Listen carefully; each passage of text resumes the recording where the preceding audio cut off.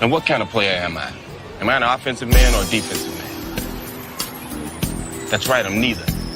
I play my opponent. If he likes to attack, I force him to defend himself. If he's a cautious man, I draw him into dangerous waters. See, you get so frustrated playing defensive positions, you make stupid moves you never make if you were thinking.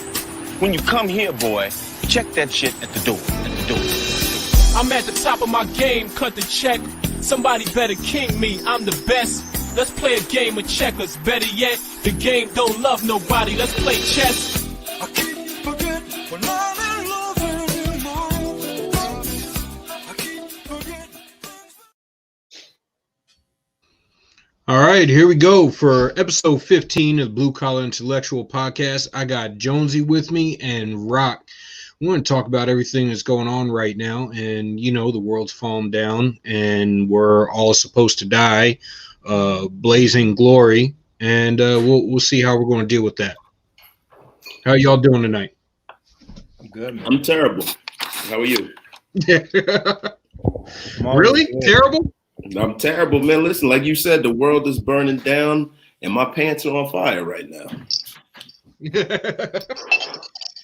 Yo, Julian, man, Yeah, I gotta say, I've been meaning to tell you, I love your intro, man, with the soundbite from Fresh. Yeah. Oh, That dude, scene right there, I that love scene right there was always when I saw it. I mean, it's been what 20 some odd years now. When you saw it the first time, it was like, yeah. gang, take notes. You know, Yep. I think that's the only reason they don't pick it up in the algorithm for copyright infringement or something like that is because it's got that in there. It's not the typical chess song, because when you look it up, it don't even come up. When you look up Chess by Papoose, it only comes up as somebody's personal video upload. Yeah. So it doesn't even show up, which I'm glad because I like Papoose. He's one of my favorite rappers. So You know, I don't think Papoose is recognized enough for the algorithm to pick it up. You know what I mean? It's not like Papoose. It's not like it's a Jay-Z song or something like that. You know what I mean? no. A lot of Pap stuff is like things that he did for mixtapes and things like that. So, you know, Yep. I think that's probably a lot of the reason why they don't pick it up, to be honest with you. Yeah, his best stuff didn't even make the radio, didn't even make radio play, was why I give people that bash hip hop so much crap. Like if you're gonna bash it and you haven't even scratched the surface yet. So People are still It bashing is- hip hop. oh yeah. Yeah. I Oh, don't know yeah. about that, man. Hip hop is ruling everything now. Yeah, you know, hip hop It's the culture. destroyed the world. it's the It's culture. destroyed the world. They don't understand why the kids listen to it. They blame it for everything. They're like, oh, the old school hip hop. I'm like, shh, y'all were bitching back then too.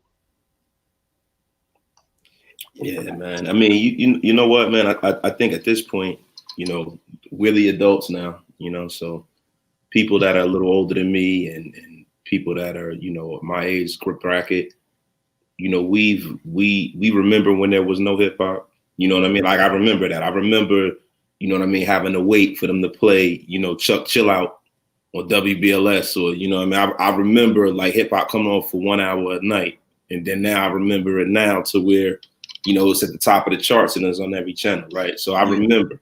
Yeah. And the difference Yep. between now and then is that for me, we kind of control the entire culture of music and film and popular culture, right?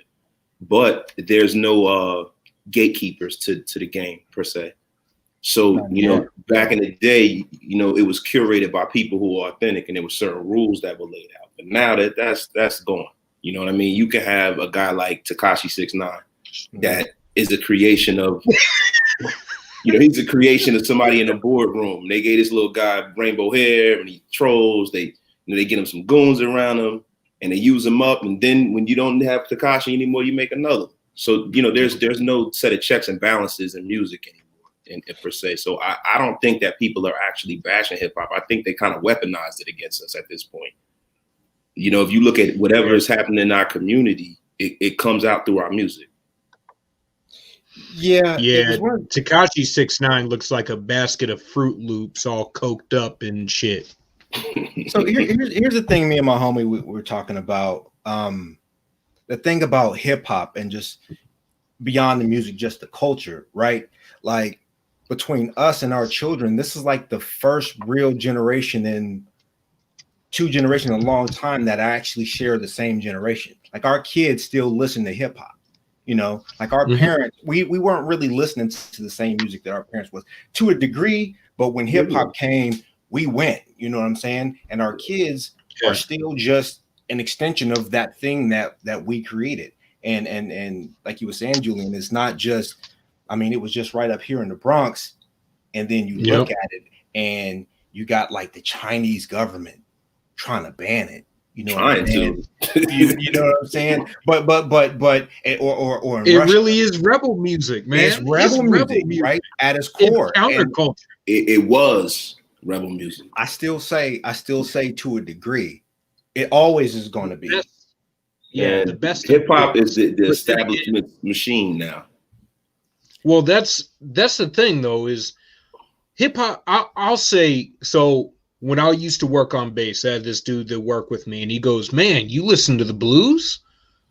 Man, I didn't expect a black dude to listen to the blues." I'm like, "What? What do you know about music?" I'm like, "Come on, man." I'm like, "We've run the culture on music before we were even equal in society." So I'm like, "Man, you take it back to big band music. We were rocking it then." And then it went to jazz, then it went to blues, then it went into rock and roll, and then it went into hip hop, and then it went into everything else. I'm like, and pop as we have it now is like a culmination of R&B and hip hop and country. And now current country is like the bastard Taylor Swift version of old school bluegrass. But so here's the thing though. For me, hip hop, again, it's just beyond the music, it's the culture, right? And the pillar of the culture is we're gonna take whatever you got and we're gonna remix it for whatever it is that we need. And so when you hear like a Taylor Swift coming from country, but then she put a different spin on it and then she take off that way, or you see the reverse of what's old boy Lil Nas X, you know.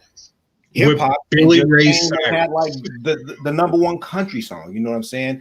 Like, you know, I know it has turned commercial to a large degree, but getting money is hip hop. You know what I'm saying? Like, whatever it is that we need to do, we're going to do it. And there are no more gatekeepers. I think one of the reasons why there are no more gatekeepers is specifically because hip hop is here.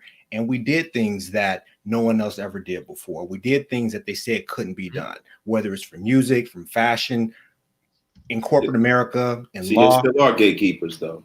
The thing is, there's always going to be gatekeepers to an extent. But the problem is that, you know, there aren't the proper gatekeepers. See, the thing that we have now is, you know, we could say hip hop is big, but what they're pumping out now is not hip hop. It's not, you know, what we grew up on. It's not hip hop. Is what the music that's currently constituted is almost like a gumbo of just bad. I hear you on the music. Like the hip hop is hard to find the hip hop in the music. You know what I'm saying? So I know exactly. What winds up happening is you have people that are in the culture who are still hip hop, who are still MCs, who still talk about substance. These are the people who are at the top of the game, the J. Cole's of the world, the Kendrick Lamar's of the world. You know, there's still a place for guys like that. Yeah. But then you have a lot of these other, even like a kid that got that kid, Lil Baby, right? Lil Baby spitting too. You know what I'm saying? He's spitting. It's not my taste because, you know what I'm saying? Right. I'm not supposed to be in my 40s and like the same stuff that my teenage daughter likes. You know what I'm saying? Because we're going through the stage where rock and roll went through back in the day. You know, you had the original people who were into rock and roll, and then in the 70s, you had people who might have liked Chubby Checker, or they might have liked like Elvis or whatever. Right. And then you go into like, you know, people who were into punk rock.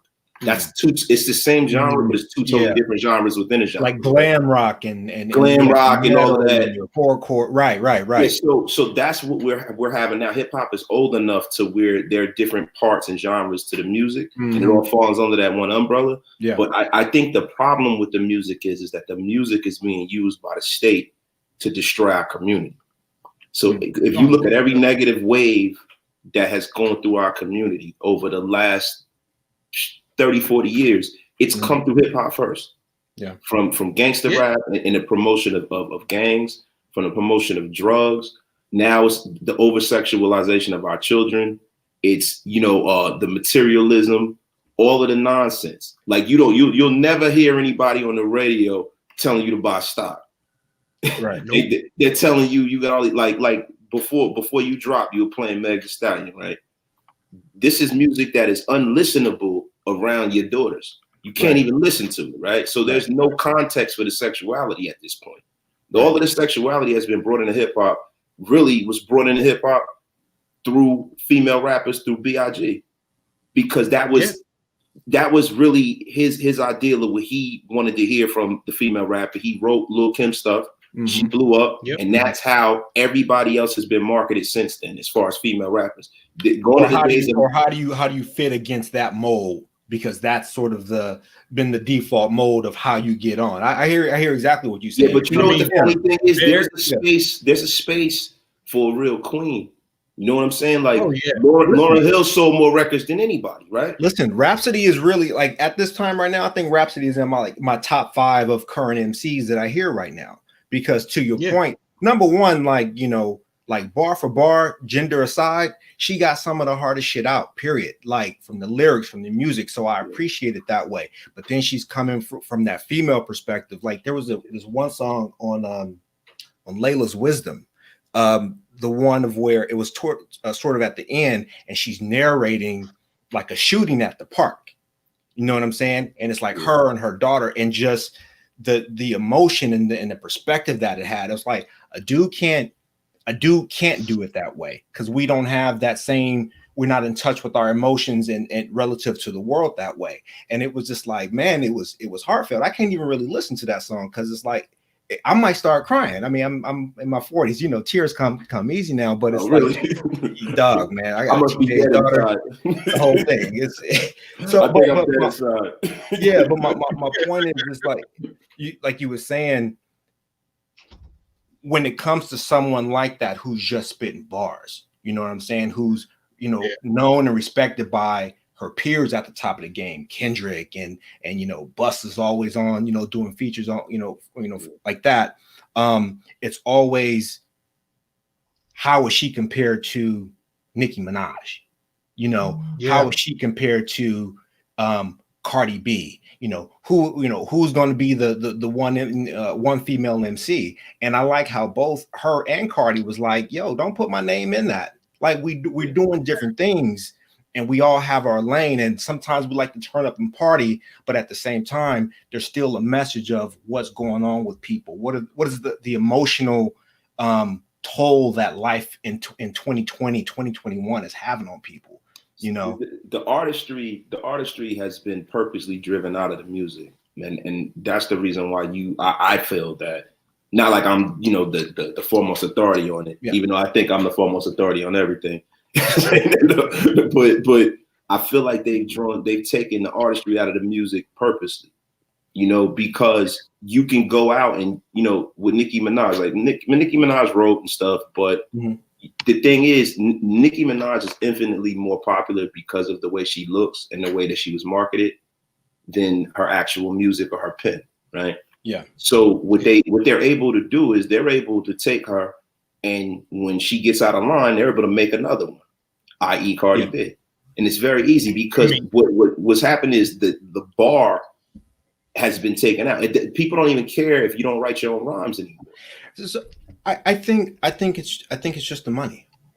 I think it's a pure money thing. And I think the industry is quick to capitalize on it because it's a money, it's a money business. But I think from the artist standpoint, what's happened is that same energy that folks brought to the dope game, that same energy and how it, you know, us growing up, you know, I don't, you guys are about my age, you know, you had the old, you know, dealers from the 70s like kingpins, and they ran everything with a certain amount of ethic. You know what I'm saying? It's like our business was over here, it didn't mingle over here. In the 80s and the 90s, it got a little wilder. You fast forward, it's wilder still, and each generation it's down, and so you have. So you got to ask yourself why that is. So hold on, I'm getting there. So you think also with the technology of criminal justice, selling dope is a terrible job. You know what I'm saying? You're not gonna make that much money. You're gonna get picked up or killed. So with tech also being of where everyone got a computer, you can make music. Man, dude, that's the newest hustle. I'm gonna just go ahead. What's hot? I want to talk about the strip club. I want to talk about making money. I got a gun and I'm gonna shoot you. Put it in a formula, which the like as you were saying, the industry is ready to lay out that red carpet of, oh, you talking about X, Y, and Z? Cool. Here, we're gonna move you to the front of the line. We're gonna turn that up to 10. And so you have this blend of both parties just doing it for the money, and that artistry just isn't there anymore. And that's why, to your point, you don't hear that soul, you don't hear that feeling anymore, because it's like, yo, what's the quickest way to make this dollar? Yeah, and that's what you hear in the music. 1,000%. But I believe that's because, you know, when you have a set of rules, right? Mm-hmm. In anything that you do, that doesn't allow room for all kinds of goofy shit to happen. Mm-hmm. When you have people like Russell Simmons running the game, right? Or you have person like that has a connection to the original ideals of what the game is. Right. When you have people like that running the game, it comes off different because they're going, like Russell Simmons was a person who didn't sign Nas because he sounded too much like G-Rap. Right. Russell Simmons curating. I hear what you're saying, having curators. Yeah. And that's what we don't have anymore. Right. And the problem with that is that they figured out that hip hop is the dominant culture in America right now. It is the dominant culture as far as when it comes to movies, film, fashion. We control the cool. And the problem with the generation that is out now is that they don't understand how much power that they wield. They don't understand that they can change. They can make people just stop wearing something based off of a thread on TikTok. Right. I don't even know what they would even call that. You know what I'm saying? Or something on Twitter or something like that. They can totally just change the whole direction of an entire industry, and they don't realize the power that they wield, and they're not taking control of it. And I feel like what needs to start happening is we need to pull them by their coattail and hold them accountable. Yeah, I think there was a figure doing all of what you say, and it was on the rise, and it was taken. Nip. I mean, he was putting into production everything it is that you're talking about, and you know, just through hood politics, you know, that's what happened. And I gotta tell you, it actually made me sad. You know, real sad. Yeah, no, it messed me up because I'm a huge Nip fan. Like Nip. Like I was up on Nip before every, like, you know, that's what kind of like it made me feel like there's nothing that we can't have. Like can we have nothing? Yeah. We got a brother speaking truth, and he's actually doing shit. And I don't mean like Nipsey was not Jay-Z and Big and Diddy and fucking he was about to be, but he wasn't that big. But he was already doing stuff in the community. He was already making moves on the local level, trying to change how people lived and how people saw hip hop, and snuffed out. Right. And like I said, it was discouraging. That was the first time. I mean, everybody knows me as pretty optimistic, pretty forward looking. I had to pause for a while after that, because it felt like you were saying, it's like, man, can't we have anything? You know, can we, and not like someone from outside, you know, took this from us, right? It's like within ourselves, can we just look beyond the moment? Because he died on some bullshit. But then it took me a while, but I saw it. I'm like, it goes back to that Tupac quote, right? Like, it might not be me, but I'm gonna plant the seed. and you see the influence that Nip had, not even just in LA, but everywhere of where it's like, nah, man, we're not beefing and warring. You know, we're trying to get some money. You say that, but then you see all of these rappers that are still getting killed, bro. It's I know, not really, you know. That's what I'm saying. It's like 2 steps forward, 3 steps back, and we're not, you know, we're still trying to make up that 3 again, and it's difficult, man. It's real difficult sometimes. I feel like the mistake that we're making is you know, we've always done this in our community. We're taking our entertainers and making them leaders. Yeah. And that's a dangerous game. Yeah. Because you have people that are not fit to actually supposedly lead. And I think that harkens back to us looking for like a Messiah, one person coming to come down and rain down on our community, save us all. Like we're looking for the next Martin, we're looking for the next Malcolm X, we're looking for the next whoever, right? Yeah. And the thing that we really need to realize is that we are the heroes. Like I'm a hero, you're a hero. Like all we have to do is affect change in the people that are around us, and that'll spread. Be a hero to your family. Yeah, be a hero. Yeah. You know, be a hero to your family, your neighborhood, the people around you. If you could do that, then you don't know how much of an influence the next brain that you could spark. Right. I mean, the thing, you know, the crazy thing with Nip, I was infinitely more sad when Nip got killed than when Pac got killed. And I'm gonna tell you Pac, I wasn't sad at all. I was sad when Pac got killed, but I kind of feel like Pac kind of brought it on himself. He brought it on himself. I was sad when Biggie died. I was crushed when Big died. Because Pac, see, I'm from. I expected that to happen. I kind of expected that to happen. And yeah, and just seeing how Pac was just, you know, he was from the town real quick, you know, with Digital Underground and that, and then all of a sudden he was on some New York, and then it was here and it was there, and from the town, that was the place that we really kind of put him on like that, and so it was just kind of like, yo, man, and the way he was moving, that's not how we move in the town. You know what I'm saying? I laid back, man. My pops is from the town. Okay, and so then he go to LA, and it's right. I see you, Portland, man. I meant to ask you about that. Oh nah, it's just a designer. Just a hat. Okay. I'm a Knicks fan.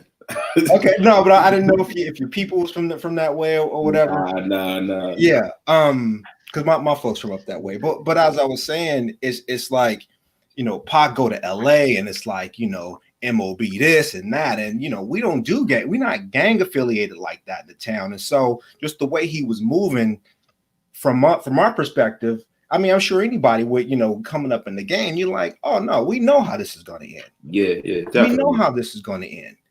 It was big though for me. That's the one that was senseless, because it was like, yo, man, he was just riding. He was just trying to move on with his life, and I feel like Tupac was the one who really, he indirectly caused his demise. Yeah. He indirectly caused his demise, man, because it was no reason for him to come at B out like that, man. You know what I'm saying? Right. Like, if dude tells you that, yo, listen, man, watch who you hanging around. Mm-hmm. I'm from New York. I'm from New York. I know this guy. These guys are bad news. Right. And you don't listen and you get clapped.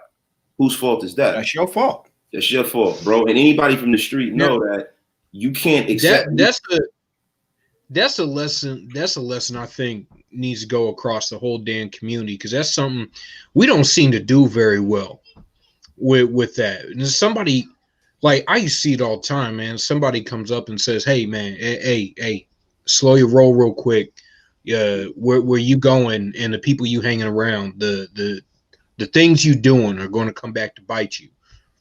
And we bite their heads off. We rip their heads off, and we don't accept the help. We don't accept the advice, and we won't take the wisdom.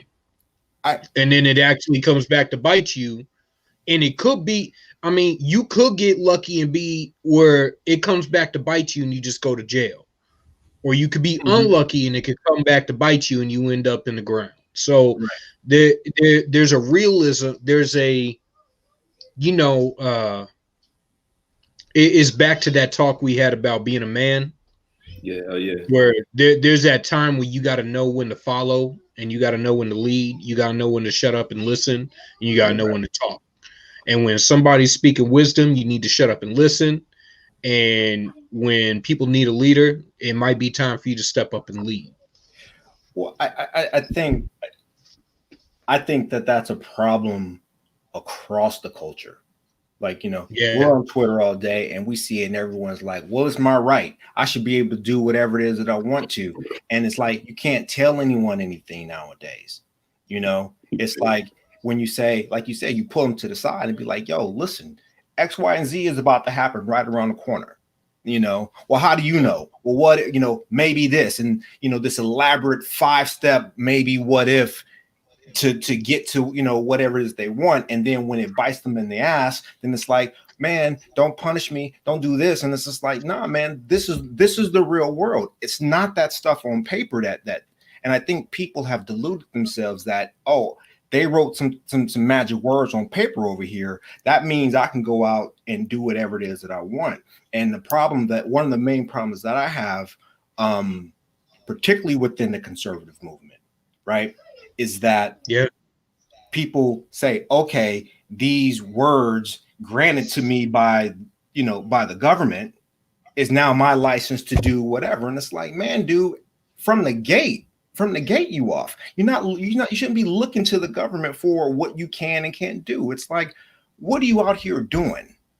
If you got something to say, what are you saying? It's like, for me, it's always, how are you improving the quality of your family first, and then your friends and your community, and everything, stretched from that. And if that's not what you're focused on, what are you talking about? What is the value of what you have to contribute? And a lot of people don't know how to shut up and listen to the fact that, no, I'm not trying to manipulate you. I'm not trying to trick you. I'm actually not even trying to tell you what to do.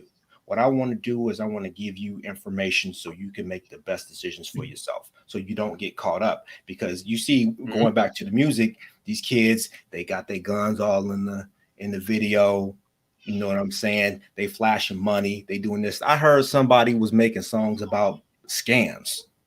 You know what I'm saying? Like fleecing the government. Like, oh, I got this lick, and if you do this and you do that and you get your LLC, you can just take this 50 grand.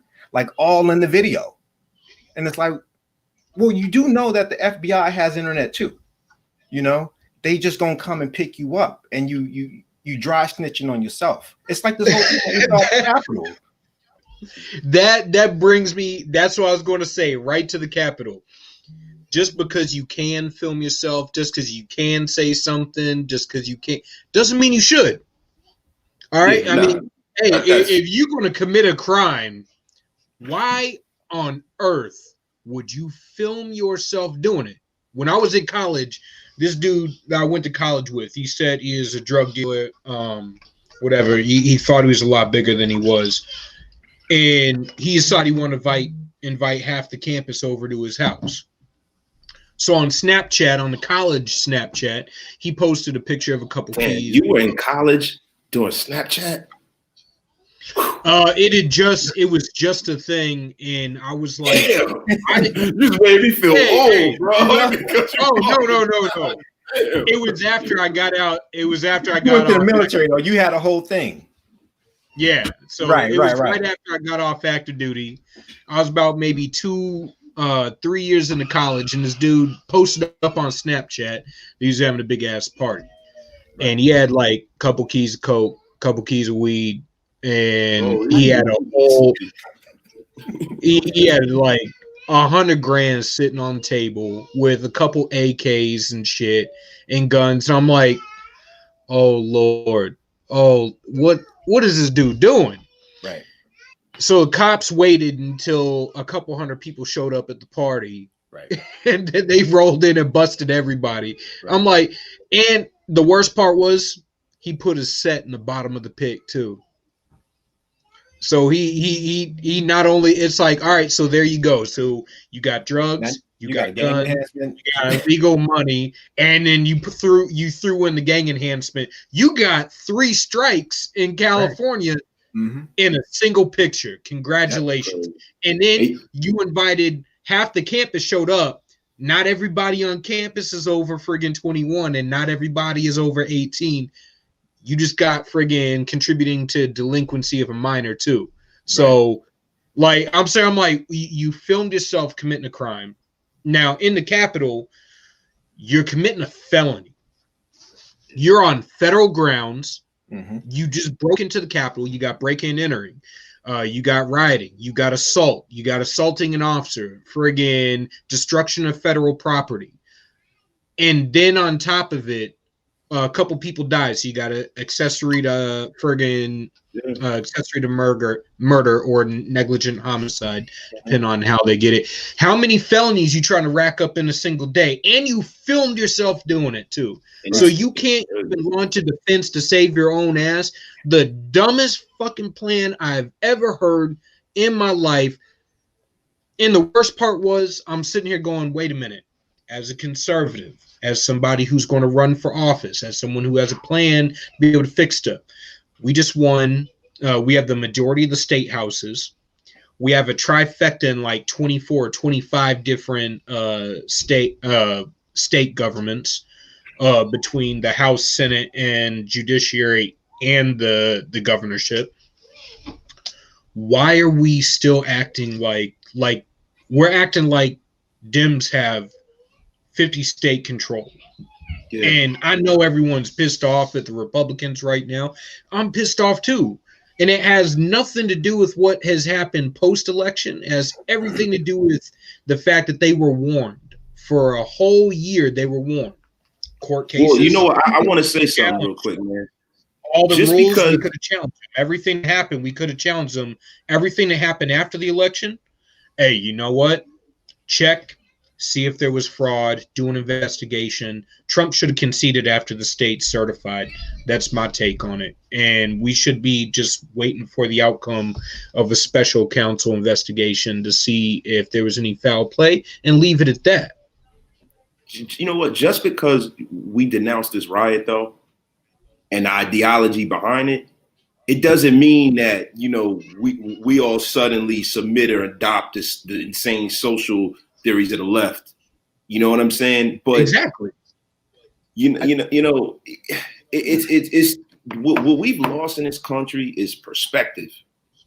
We've lost perspective. You know what I mean? Like, we're not able to say that, all right, there are certain things about Donald Trump's platform that speaks to me, right?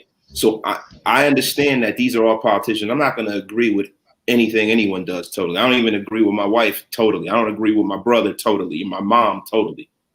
That's not life, right? So I can adopt the things that closely speak to me and still denounce the things that you're doing wrong. But somewhere along the line, there's been this kind of like society that we've curated now where you're not allowed to speak out against people that closely are aligned to you politically. Like this political stuff, man, for me as a brother, man, like I've checked out of it in a way because it doesn't matter which way I turn. If I turn to the left, they're going to use their rhetoric and they're going to smile on my face and they're going to tell me that, I'm so important and come out and vote for me, right? And I give my vote to you and you're going to jam it up my ass the whole time you're in office. That's what it's always been in the Democratic Party, right? Then in the Republican Party, you're going to use racist talking points to try to disrespect me and get me to get on your side, right? So what am I left with? What I'm left with is that I used to call myself a conservative and I don't anymore because to me, it's a misnomer. Like the only thing that I'm here to do in this country is to raise my family, to make, my life and the people around me better and to help my community, right? So if that happens through whatever party, whether it's the Libertarian Party, whether it's the Republican Party, wherever, right? They're going to have to come to me and they're going to have to show me and give me real tangibles for why I would even submit to any of this shit. Like, I just believe at this point, man, for you to be a person of color in this country and to subscribe to a particular ideology at this point, I don't think is a wise thing to do because they're not coming back with respect. They're not meeting us at the table and saying, listen, we respect your vote, we respect your view, we want to hear what you have to say for real, and not trying to do this Negro wrangling thing that they do, where they get specific people that they use as the mouthpiece for our entire community, because we're the only community that they do that with. They don't do that with other communities. You know what I'm saying? And I just believe that, we're looking for a seat at the table per se, but we need to stop looking for a seat at the table and build our own goddamn table. I think for me, it's I don't want anything, right? I don't like affiliations. I don't like groups. Yeah. I have not been in a political party, ever. I think 96 I was, because that's what I thought you had to do. And then when 2000 came around, it was nothing, independent. And that's just how I've been rolling. I don't want anything. I don't want anything from the government except a system, a transparent and sustainable system.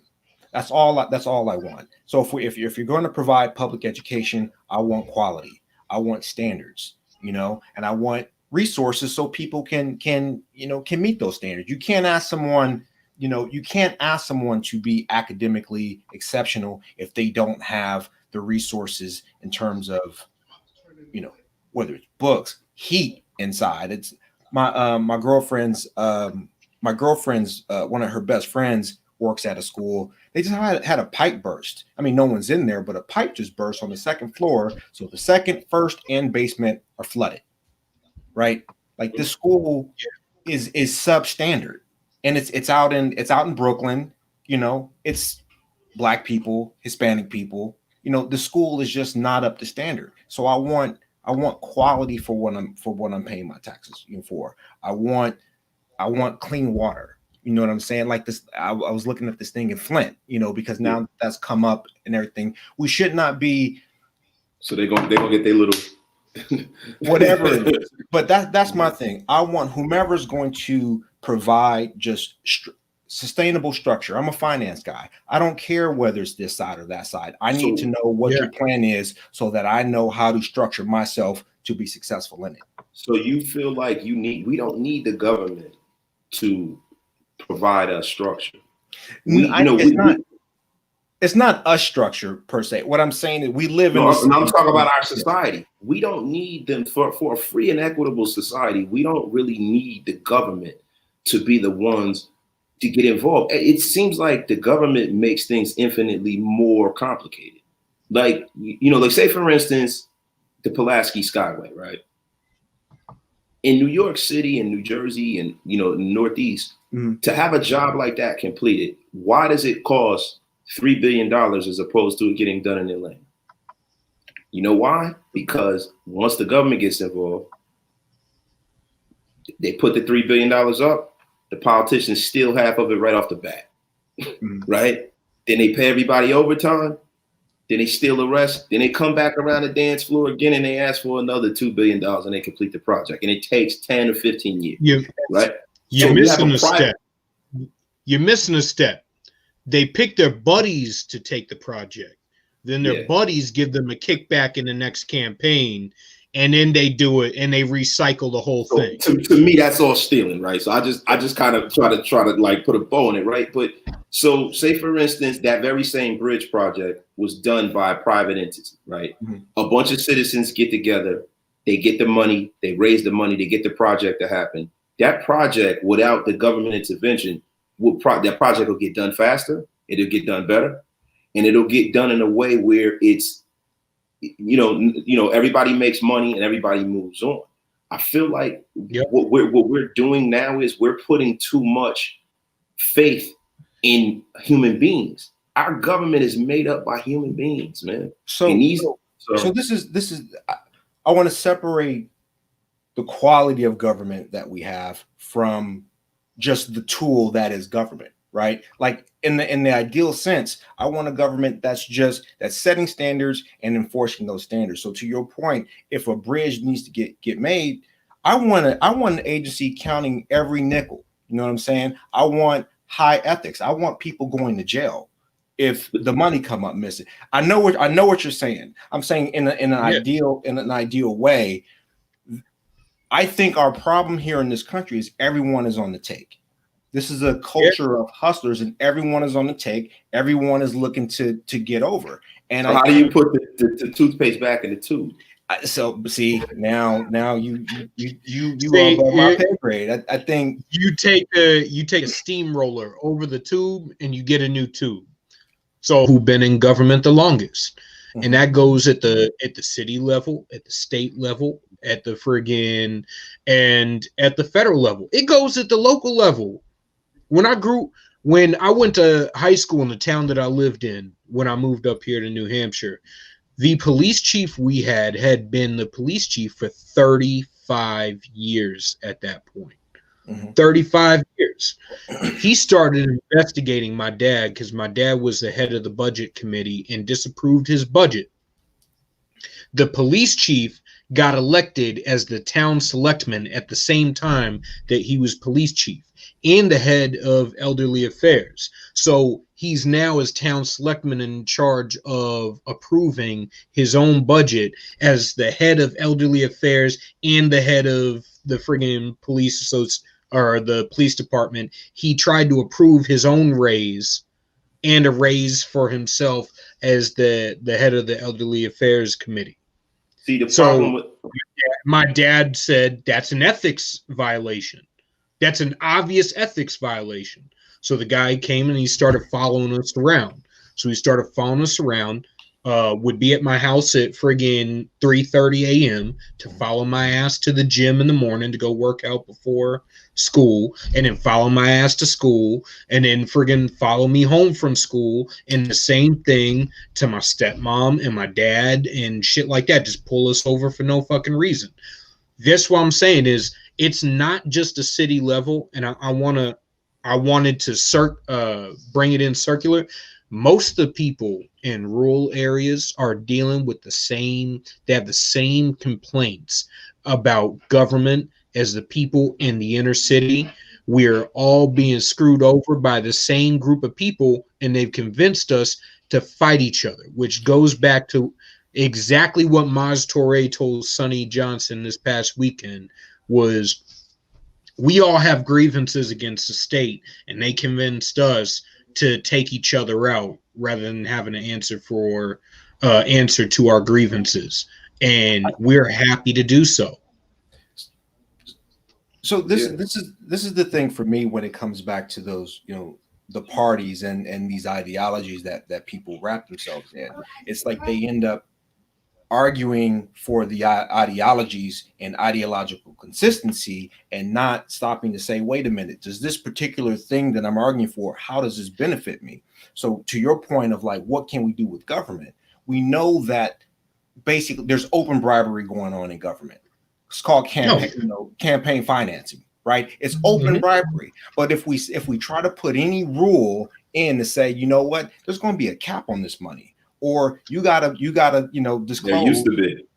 Right. Or you gotta disclose every name, every nickel, where you got it from. And it's like, oh, that's my privacy. That's my this and my that. And so for, I guess, First Amendment reasons, we're like, you should be able to spend as much money you want, unlimited. You shouldn't have to disclose anyone, which I think is a con, because if you're telling me that your money equals your speech, why then should you hide your name and your face? You told me your money was your voice, and so I need to see who I'm talking to. That's a digression. My point is, we end up arguing for something like that based on ideology. You shouldn't be able to tell me what to do. But then we say, well, why are these politicians so corrupt? Why don't they listen to me? It's like, well, you don't have enough money. You said they can raise unlimited amounts of money, so why should they talk to you for your $100 contribution when dude over here got $100,000? And just to add to that, this the conservatives, like, I'm honest about being a conservative. I separate my social conservatism and how I interact with people and how I live from my conservative governance. And I think if most conservatives did that and they understood the difference, we'd agree, because I believe that the average person, we all agree on about 80% of things, and we could haggle it out over about maybe 15% of that. and there's 5% that we really are never ever going to agree on. But you know what? Fucking 95% is still an A. Yeah. See, the And problem with that thought, the problem with that thought is that 5%, what is the 5% that you don't agree on? See, the 5% might weigh more than the 90% of the things that you do agree on. You have certain people who will go and burn the world down for one issue. Yeah. It might be guns, it might be race, it might be religion. That's we might about the capital. So this is the thing, right? We can say that, I like ice cream, you like ice cream, right? You know what I'm saying? I like to eat. Oh yeah, I like sports, you like sports. But the things that separate us are the major toxic points, like religion, race, weaponry, all of those kind of things. Those things are major. You know what I mean? And the problem with us and us looking to government and feeling like that the system that we have in place currently constituted will actually help us is that what you're asking for human beings to do is to not be inherently human. We are all flawed. Right. We come from a flawed government. We're all flawed. So when you have a flawed ideal, right? Because America is supposed to be a meritocracy, correct? I mean, that's what they say. Oh, supposed to be. It's supposed to be a meritocracy, right? What you put into America, you should get out. The ideal of what America was supposed to be in its inception has gotten long away from what it was supposed to be at this point, right? So now you could see you don't think so? I don't think so. I mean, what's happened the last 20 years to show you that America is not like, I don't feel like politicians go into government. Just a minute, we got to add to the conversation. This is George Farrell, the leader of the Black Political Action Committee. That's Black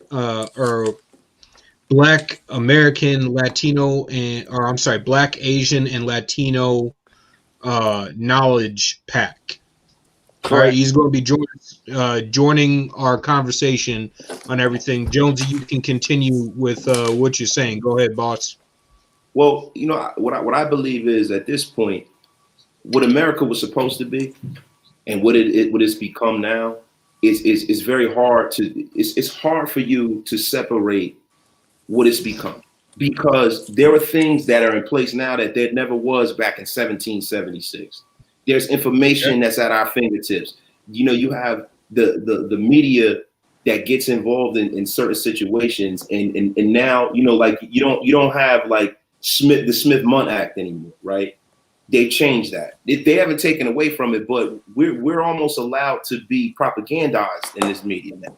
And now we're controlled by everything that we see, hear, read, think from others. And now we can't see the forest from the trees. So now you have a whole society of people who are focused in on small things, right? And then you have these politicians who are trying to stay in office and keep that grift going. So now you don't have people that want to do the good of the people. They don't want to do the work of the people anymore. They're just trying to keep their job going. So I look at it. I think the country is what it always has been, and it's a collection. It's a motley collection of people trying to get theirs. Right? It's like wherever you are from in the world, this is the land of opportunity. Right? Come to these shores and go get it. That's always been the motto. And they talk about freedom and this and that and the other. The only freedom they're talking about is the freedom to go get that money or happiness, however it is that they want to couch it. Right? All through the 1800s, all these new little newspapers in town, it was all propaganda. When you go and look at the histories, you can pull up the newspaper clippings. It's all propaganda.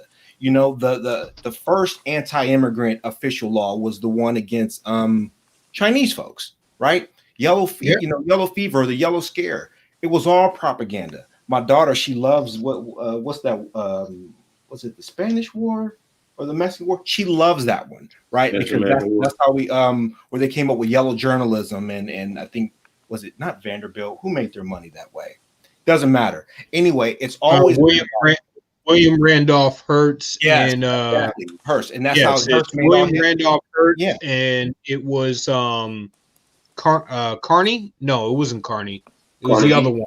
No, Carnegie was all that was Pittsburgh, and he had all that oil money. Yeah, But Hearst and everything, it's always been about propaganda. People are like, oh, it used to be the truth. That this thing that we sort of harken back to was actually a very unusual time. And that was the post-World War II. That was all constructed.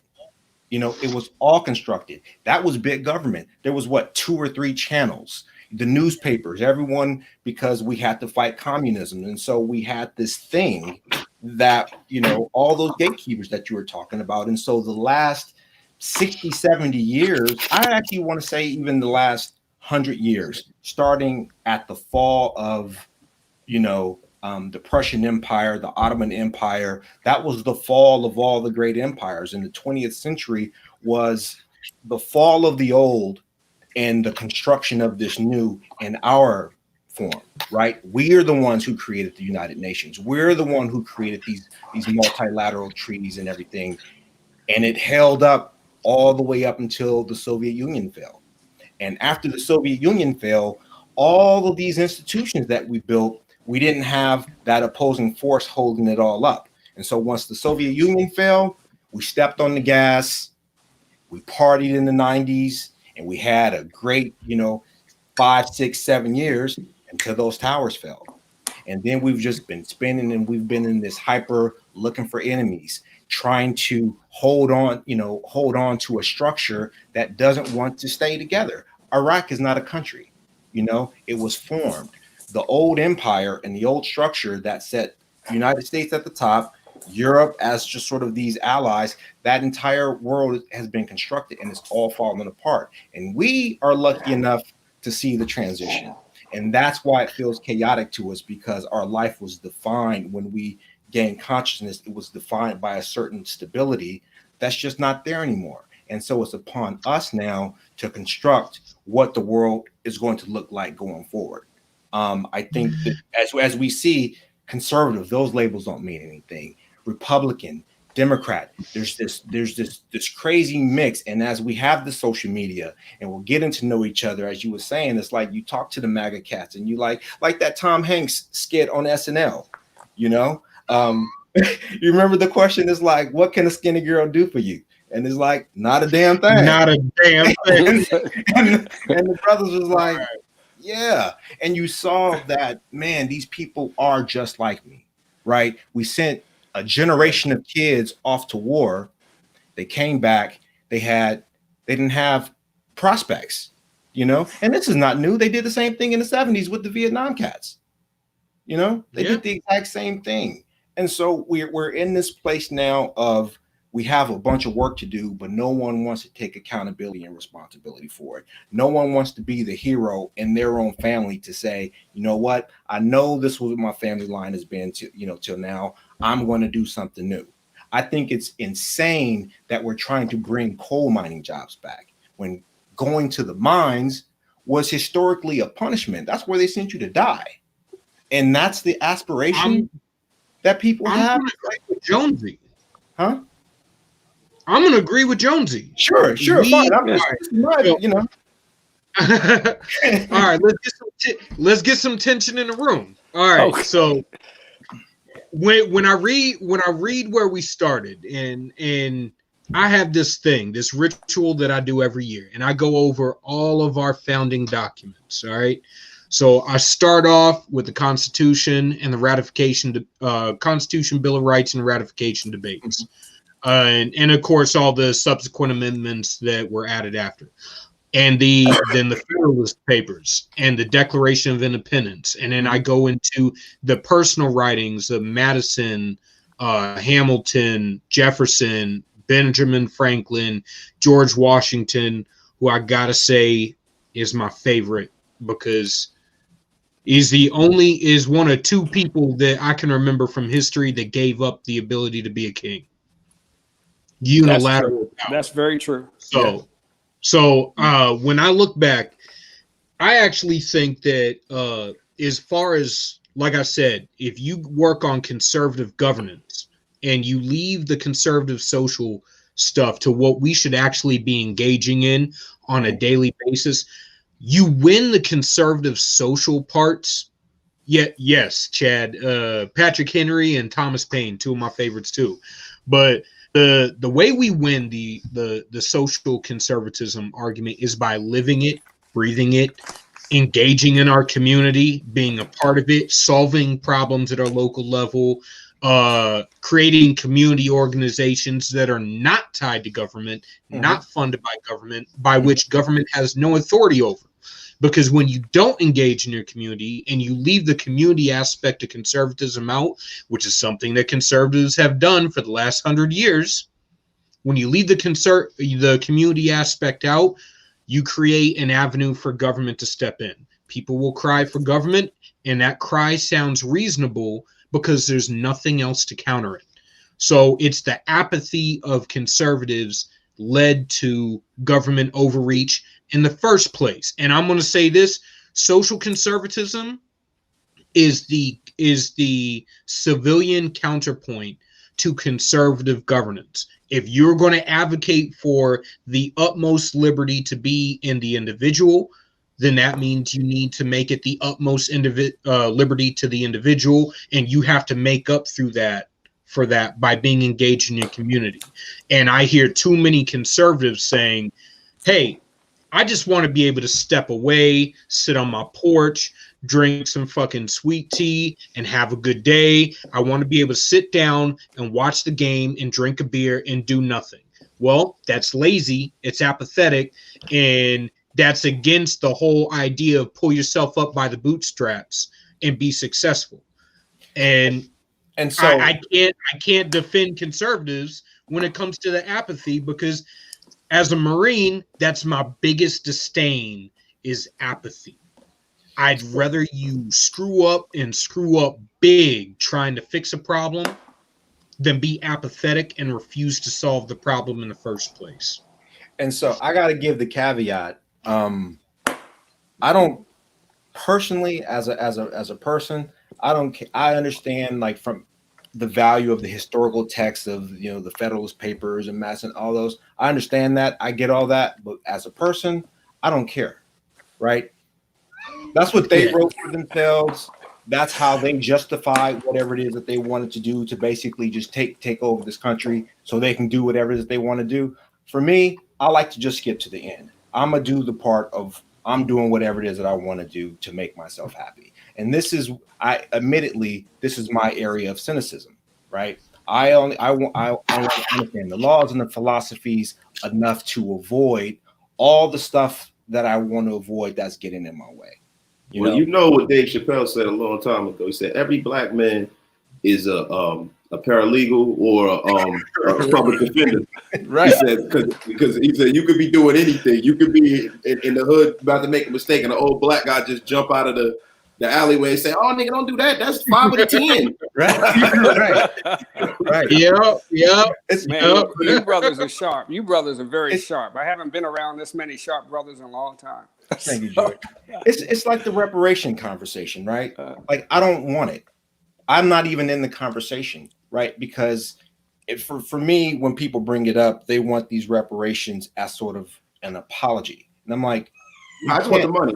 I don't want an apology. Listen. If they're gonna scratch a check, I'm gonna take a check, but I'm not asking for a check. I don't want anything from you because I don't care. I don't want your apology. Right. I understand. I don't even want PPP. I don't want any of that stuff because I know in 3 years they're coming back for it. I'm very to your point, George. I'm very, very wary of being in other people's debt. Okay, so let me ask you a question. Yeah. Do you know how many different nations have received reparations from the United States government? I understand that. Right. So the one of the biggest atrocities ever committed in the history of the world was against. I get that. ADOS, right? Mm-hmm. So why should we not be I'll never vote against it. I'll never advocate against it. I'm not looking for it. You know what I'm saying? Because like I said previously, you know what I mean? I'm trying to build my own table. I'm not asking for a seat at the table. Right. I don't scratch my head if it don't itch. I don't dance unless I hear good music. Right. I'm not shucking and jiving for anybody. Right. But what I'm not going to do is I'm not going to downplay the what this country was built off of. America's base, the foundation of America is on the working poor, right? And America was able to be what it is because of the free labor of our ancestors. So for me, if you can go into the South Pacific and pay people, if you can go into Israel and pay for shit that you had that you didn't even do, right?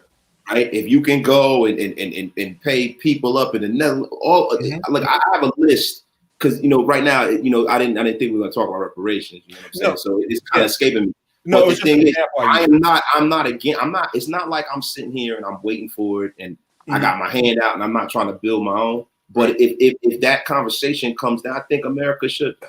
So you know why? Because now you have a whole generation of people who feel like they're owed something. Now that removes that obstacle.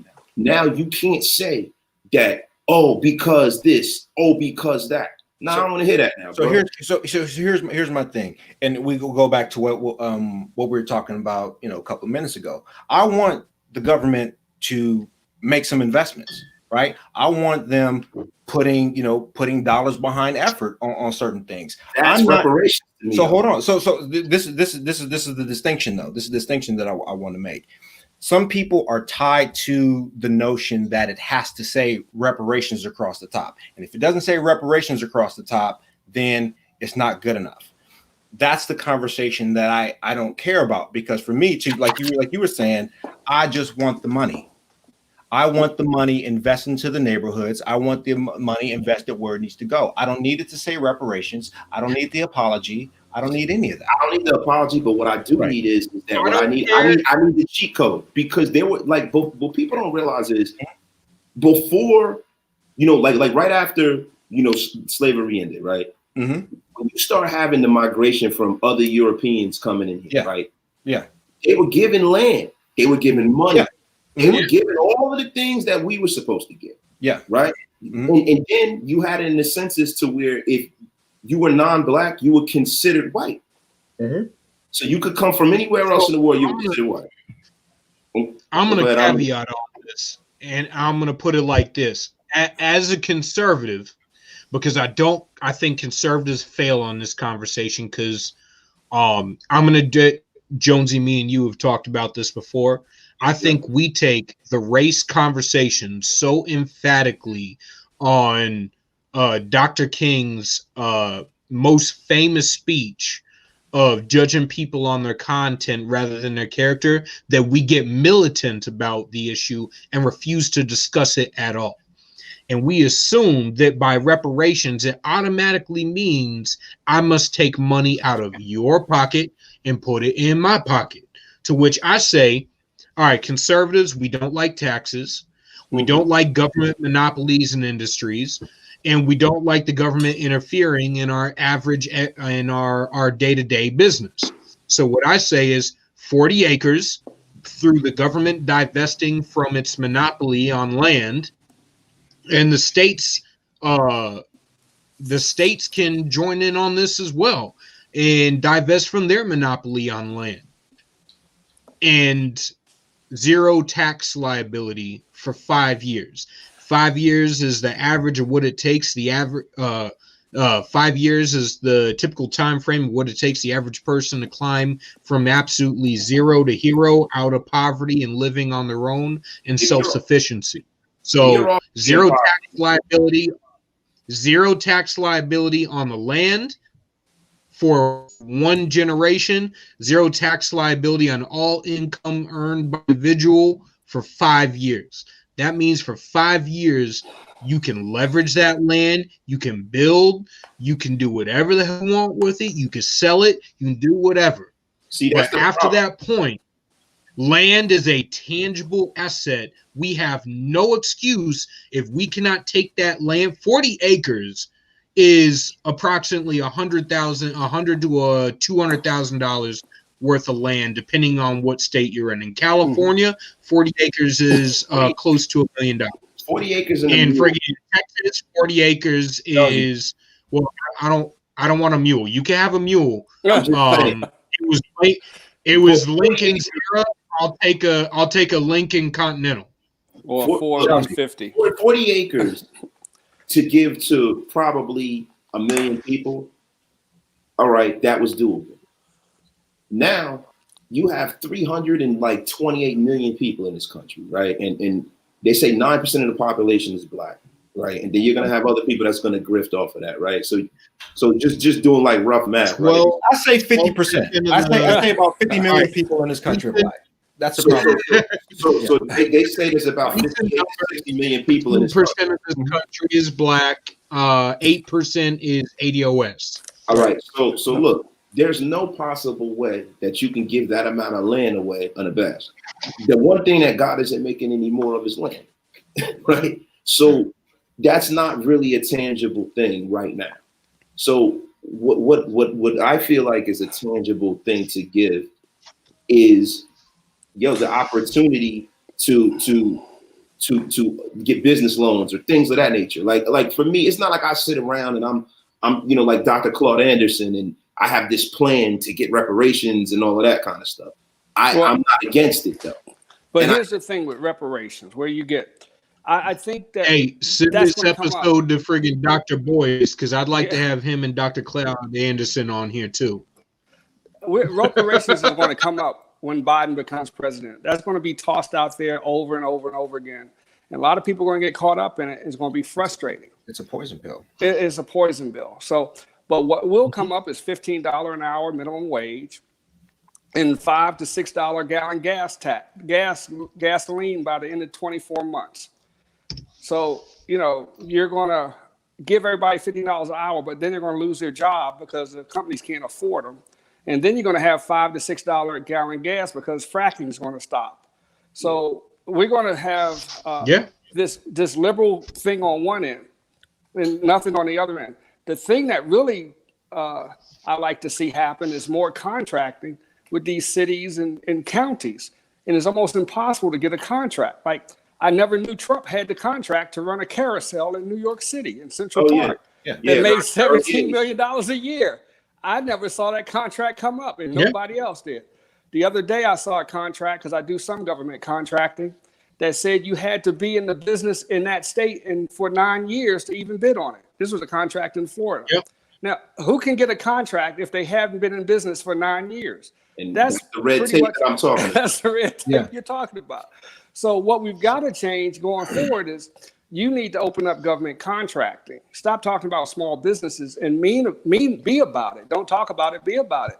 We've got to challenge these government agencies to issue some contracts to some catering businesses and some small restaurants that are struggling to feed some of these people. Instead of handing out these food boxes, which is very helpful, you've got small black businesses and restaurants struggling because they can't sit people down.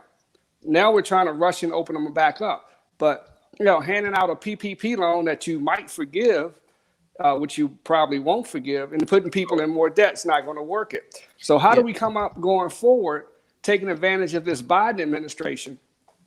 Whether you conservative or not, we've got to come up with ways. How do we take care of this money that's getting ready to come out here? 1.9 trillion for money. So how do we get in the way and catch that money that's getting ready to come down the pike? So for me, it's I understand, like, some people want land and some people want this and want that. I'm kind of like where Jonesy is. It's like there's not that much land, and the land that is available, what is it really worth? Having land is actually a job, and if you don't have if you don't know what to do with that land, it's an albatross, and taxes and everything. And we see the wealth that is being generated right now has nothing to do with land. It all has to do with what you can create. It's all virtual. And if I travel to a couple of foreign countries. Yeah, go ahead, Drew. And the countries have. When I say land, what I mean is land means mineral rights. It means it means sky rights. It means your air rights. Right. Your land rights extend hundreds of thousands of feet off the actual surface of the land. So when I say land rights, I mean I understand what you say. Yeah, I understand what you're saying. I mean everything that's under it. I mean, it is an asset that you can leverage wealth off of. One of the greatest one of the greatest tangibles towards building wealth is land, the ability to own and build, and states themselves. So I'll give you an example. San Francisco, where all the very, very rich people live. They live on a very small footprint, but the way that they keep their houses extremely wealthy is that their own local community owns a monopoly on the land, and they only use that land sparsely to keep their houses at a high level so that the individual that bought a house doesn't end up losing value on their house. These are multi-millionaires, 100 millionaires that can afford to pay off their house 5 to 10 times over. That argument is a null and void argument. What I'm saying is, when you have a tangible asset and leverage means that you can invest that money. You can use it to build a business. And to be honest, the most consistent way to be successful right now, the most successful way to be successful right now is actually to own a business by which you can get receivables off of for the foreseeable future. So that's what I meant by land. I meant something that we could trade, that we could use, that we could leverage for our success. Because I think, based on the hustle, now, all of you are black men like myself. We know how much our community hustles. So based on the hustle of the black community, in 5 years, we can double or triple what any white community could do. Every brother in New York has a side hustle and a side hustle. See, I have to disagree here. I gotta disagree with you There are a lot of schemes that get people from here to there. You know, we've all done it. We've all been the beneficiaries of it. But where's the long-term transformation in the skill sets that we have? They just what, 1 point some odd trillion, basically what's going to be spent in this stimulus, 1 point, basically the 2 trillion this past year. You know what? Yeah, 1,000 families just made that this past year, and it wasn't on land. It was the fact that they control information. Information is the most valuable thing in the world. That's what everyone is arguing about. Twitter, the Facebook, Elon Musk. What Elon is doing, the value in his company is the intellectual property. That's what we're in a fight with China really about, is who has our intellectual property. Because if you know how to fish, that's the knowing how to fish part. So you can tell me there's a lake, you can give me a lake and there's a bunch of fish, but if I don't know what to do with that fish, if I don't know how to fish, it's useless to me. See, I think what we're missing is, and not to cut you off, brother, but what we're missing is the fact that the way that commerce and the way that you can actually make money in this world has changed exponentially. Owning land is a great thing, right? Owning things and things that are tangible are a great thing. But like the brother said, you being able to create air is actually more lucrative. Right. You have people who you have 3 people who essentially have more power than the president. CEO of Twitter and Mark Zuckerberg and Elon Musk, they have more power. They were actually able to silence a U.S. president. Like, even though he could have won on news and all of that. Don't forget the Indian dude in charge of Google, which controls all of our search platforms, our entire internet history, every app that we use, every phone that we have. Google is so powerful to the point where I can go on Google to Google something, and I'll put in a first letter, and it'll be exactly what I was thinking about. And a lot of times I'm like, wow, thank you, Google. I didn't, you know what I mean? But the thing is that we're to a point now where we don't realize something. All of the things that once were don't matter as much as they used to. Land, we're in a global economy. You have people that rule this world right now who don't really care about America as currently constituted, because they have so much money, they can go and live wherever is prosperous in the world. Yeah. They really don't give a damn.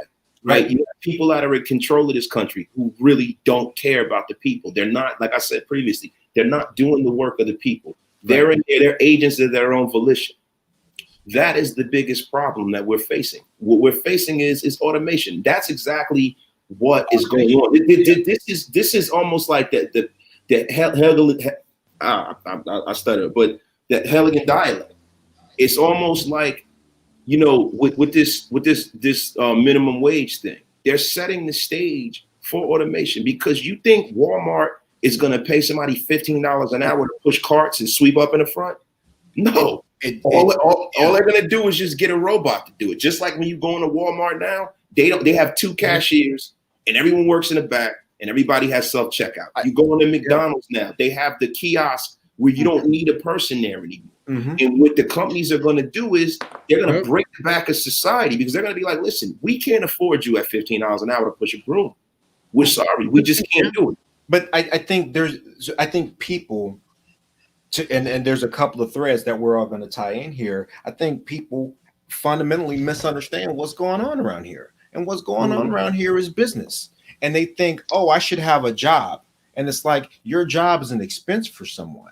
You know, the value that you create has to exceed what it is that you're taking out of the company. And it's like you're saying, Jones, it's like $15. Man, dude, I can't justify, as sympathetic as I am to the human, you know, the human aspect of that story, right? I can't justify $15 for someone flipping hamburgers. Your value is tied into how unique your skill set is. Exactly. The reason why they'll pay Shaquille O'Neal or LeBron James $100 million to play basketball, because there's only a small handful of people that can do that. Right. There are only 5 guys. There's never been another Shaquille O'Neal, right? Like, not to bring it, but there's no one walking the streets that's like Shaquille O'Neal. If he is, we haven't found him yet, right? So that's the reason why they get paid like that. Yeah. And as you go down the line, right, you get people like Elon Musk, right? That is a genius on a level that we can't comprehend. So that is the reason why he makes the kind of money. So when you keep going down, then now you get down to the people who are doctors. Yep. They're uniquely talented. Not everyone can be a surgeon. Then not everyone could be an actual doctor. Not everyone could be a nurse, because they don't have the aptitude. Because if everyone is special, then no one's special. So you keep going down. Then you go to the electricians and the guys who have their own businesses that have that talent in their hands. And then when you get down to the lower rungs of society, right? That person that's a door greeter at Walmart is making exactly what he should. Right. And this is, it's cold, but it's not a slight on their worth. No, not as a it's realistic. It's realistic. But Julian, like you were saying, people want to wake up, drink the sweet tea, sit on the porch, drink a beer, watch the game, and do nothing. And I try to tell people don't. So people see me now, and they don't realize how poor I actually started out in this thing. You know, we started off. My mother tells a story. I had her on a podcast a couple of weeks ago. She tells a story of how she was so broke, she bought a bag of potatoes. I saw that. That was a good podcast, bro. Yeah. She bought a bag of potatoes, and she rattled off like 5 different ways to like cook these potatoes inside of like 5 seconds.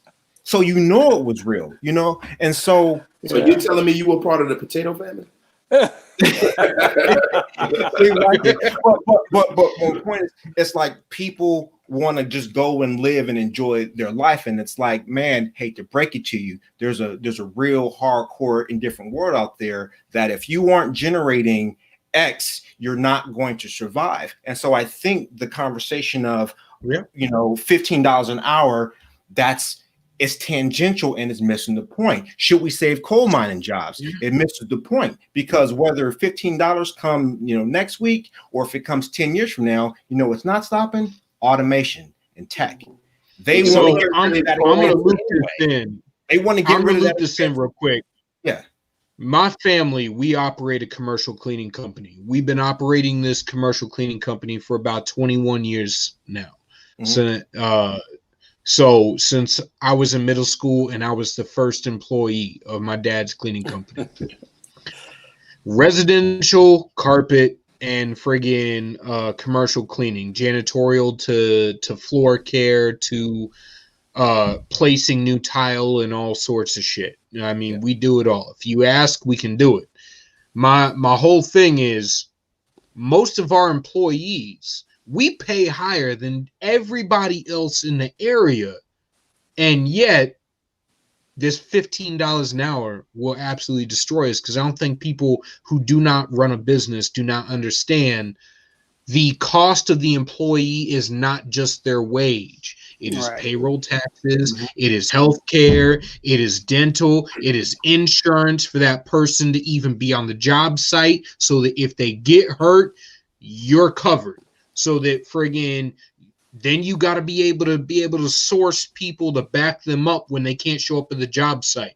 When you got businesses that operate, when people walk into a store, they assume retail and restaurants are the only small businesses out there. Right. Dry cleaners and shit. Right. So if I'm running a restaurant or I'm running retail or a dry cleaner, everyone has showed up to work has to bust their ass to make to be able to make up for that person that didn't show up to work. When you're working a company where everyone has a job site that they got to show up with, and they have multiple job sites that they go to or things that they got to do throughout the day, that becomes damn near impossible to replace. All right. $15 an hour does not mean, when you skyrocket the cost of that individual, and let's be completely freaking honest about that, Congress never just increases the minimum wage. They're going to increase benefits. They're going to lower the threshold of what requires benefits. They're going to increase what kind of benefits you got to offer, the level of insurance you got to have, the leave you got to offer, and everything, the amount of leave. So what they're doing is they're raising the cost of that employee from, say, their pay is $13 an hour. Their cost is $18 an hour. They're raising the cost of that employee, their pay, to $15 an hour, and their cost to $29 an hour. So for people who are watching who don't run small businesses, understand what you're asking. You're asking, Walmart will survive. Target will survive. The bougie ass women that go to Target will survive. All right, people that go to Kohl's will survive. But the small businesses, the everyday mom and pop stores, your local diner, gone. Your dry cleaner, gone. Your local barbecue place, gone. That chicken wing spot down in friggin' Atlanta, gone. All that shit, that's gone. And that's after they survived multiple rounds of lockdowns. They survived an economic collapse.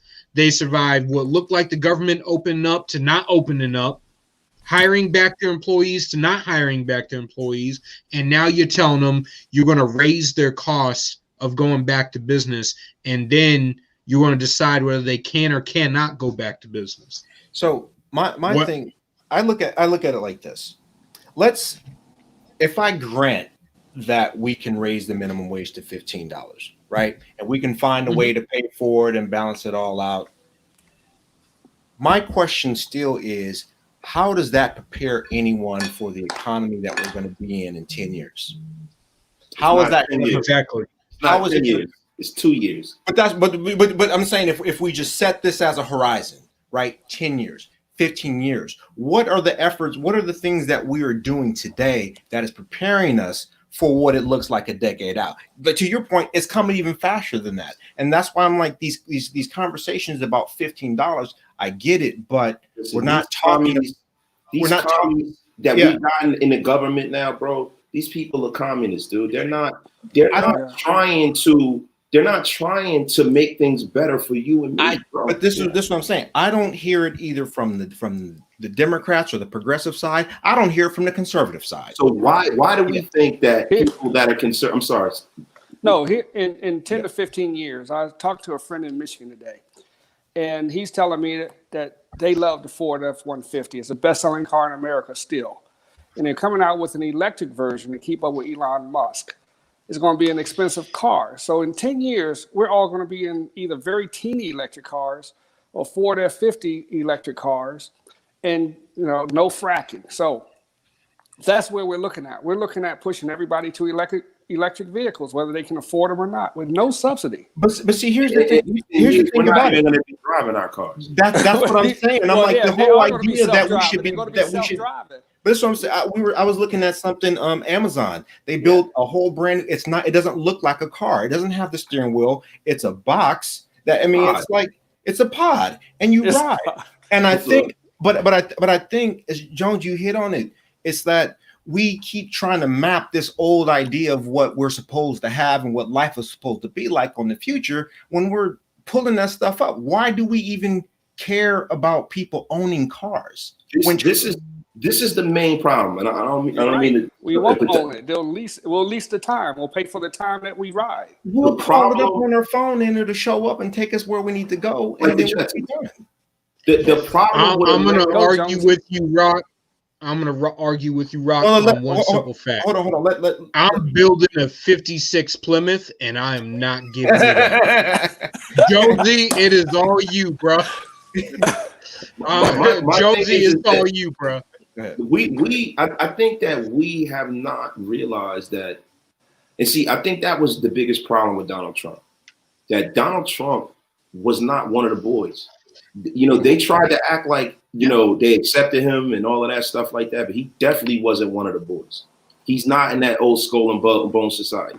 Joe Biden is one of the boys. And this is the thing that people don't understand. Like, they've been on the hill with this man for 40 plus years. And just because you on one side of the political aisle doesn't mean that you're not friends. Mm-hmm. You know what I'm saying? So these people, you know, what's going to wind up happening in the next 4 years is the American industrial war complex will be back and fully operational. What else is going to happen is that the people that you have in government, no matter what side of the aisle they're on, do not care about what happens to the American public, because they are not doing the work of the people. They're doing the work of whoever is in control of these companies. They don't care about, you know, the fact that, you know, by you going to a totally electric model, that you're going to put so much fucking strain on the grid that you're going to have to go exclusively to nuclear power. Nobody ever asks what happens to that nuclear waste. Where does that nuclear waste go? What nobody ever talks about is that if no one has a job, what's going to happen? So what they're doing is you have a bunch of Marxists who are trying to condition us for communism. $15 an hour, to me, is that threshold to where you're functionally poor. That's what that is. $30,000 a year, right? So you're functionally poor, right? And what they're going to do is they're going to remove all the middle ground for you to be prosperous. They're going to remove all of that. And and that's what I'm saying. It's like, you know, we're focused on who can get in. That's actually one of the things Marx mentioned before you continue, Rock. Yeah. Marx actually mentioned the lower economic, the hopeful capitalists. All right, and in his writings, it's basically the small business owner. If you, as a low-level capitalist, a low-level worker, working your way up the ladder, see a pathway to rise, you're not going to vote for that pathway to disappear. They have to bring everybody from here down to here so that there's nothing but wasteland in between you and them. There's no way for you to come back. Private schools will not. Exactly. The private schools won't disappear. They'll still send their kids to private school. Phillips Exeter and Phillips Andover right down the road from me, they'll still be open. For again, my local high school technically is a private school, and it's like $40,000 a year if you don't live in the district. It will still be open. Your kid's public school, or your ability to get in that private school, however, good luck with that. And see what they're going to do what they're going to do to education. They're setting the stage for all of that now. All of our kids are home and they're learning from Zoom, right? So now you can teach a whole city full of kids with one math teacher that way. You can put down almost a whole curriculum with 5 people doing it from the remote model. So what they're doing is they're removing humanity out of a lot of the jobs that make up middle America. But see, I'm going to say you can't. I'm going to say you can't. and I'm going to tell you why. My wife is, so I've mentioned this multiple times for anybody who knows me. My wife is a child care. She's a early childhood or educational specialist, and she works at a daycare center. And she's been running pretty much the whole year the distance learning for all the kids that can't go and learn in school. And I can tell you right now, the teachers are trying to balance about twice as many kids through online learning as they would normally have in a classroom, and many of them are trying to do it and balance in class students at the same time that take My wife is a teacher as well. Yeah, so My they wife take is a teacher. My wife's a teacher. Yeah. She actually has seniors. I know you, Jonesy. I'm just gonna say this. You told when we talked last, I know your wife handles older kids. My wife is handling younger kids. She's handling anywhere from 8 to about 12 years old. So I mean, 8 to 12 years old. She did when she they first don't got their started. they don't got the responsibility or the attention span either. So my wife, when she first started teaching, she started from kindergarten and she taught middle school, high school. What I'm saying is that the establishment does not care whether your children learn or not, bro. Like my kids are home, right? My kids are getting an education because they have two parents, right, who are both educated, and they also have a mother that's a teacher. So my kids are going to be fine, right? But those other kids that society doesn't care about, they don't care. You know what I mean? Like my children, before my children went to school, my children knew how to read. They knew everything before they went to school because we worked with them. My daughters watched Sesame Street and this and that. So, but those kids whose parents aren't working with them, those kids whose parents are sending them to school so you can be their babysitter, you think that the establishment cares about those kids? No. They don't care about them. And that's the point that I want to, focus back on is that, man, dude, the system is indifferent. It's trying to make as much money for as little resources as possible. That's capitalism. And what people don't understand is their role in it. They keep thinking, I'm middle class, I should be able to do this. And it's like, no, dog. The economy is a collection of activities. And if your activities aren't generating value for people, then you don't get to be middle class. And I'm sorry to break the news to everyone. We are in the middle of an industrial revolution. So all the jobs that we're comfortable with, right? All the things that we don't really have to work that hard for. Humans, we are expedient, right? We don't really want to work that hard. And and I'm sorry to break the news to everyone. It's time to work. So all these jobs that you think, oh, I don't have to work that hard, I can just go over here and do that, and this job will be waiting for me, and I might get 15 an hour, I might get 20. It's like, no, we're getting rid of that. We're going to put a robot there. What else do you know how to do? The era of just showing up and being a warm body and doing a task that someone tells you to do, that's dying. When you show up to the job, you need to have a set of skills. You need to be helpful. I have a problem that I want to throw some money at. How can you fix my problem? If I tell you how to fix my problem, you're not really valuable to me. You can't see, we can't view it from that prism. And I'm gonna tell you why. Because it's happening. Go ahead. Well, see, you can't view it from that prism because there are a lot of jobs where people do work hard that are being eliminated by computers. And the thing is that, even like right now, right? Say, for instance, you're into doing HVAC and appliance repair. Google is working on an algorithm that through that Google pod that you have in your home, that will have all of your, they have these smart appliances now. Where everything in your home is wired to that pod. And what they're going to do is it's going to listen to it and say, for instance, the compressor's starting to go. There's a certain sound. It's going to trigger that algorithm to be like, you know what? You need a new compressor for your refrigerator. And they're going to mail it out. And then now you're going to have people who don't really have troubleshooting skills.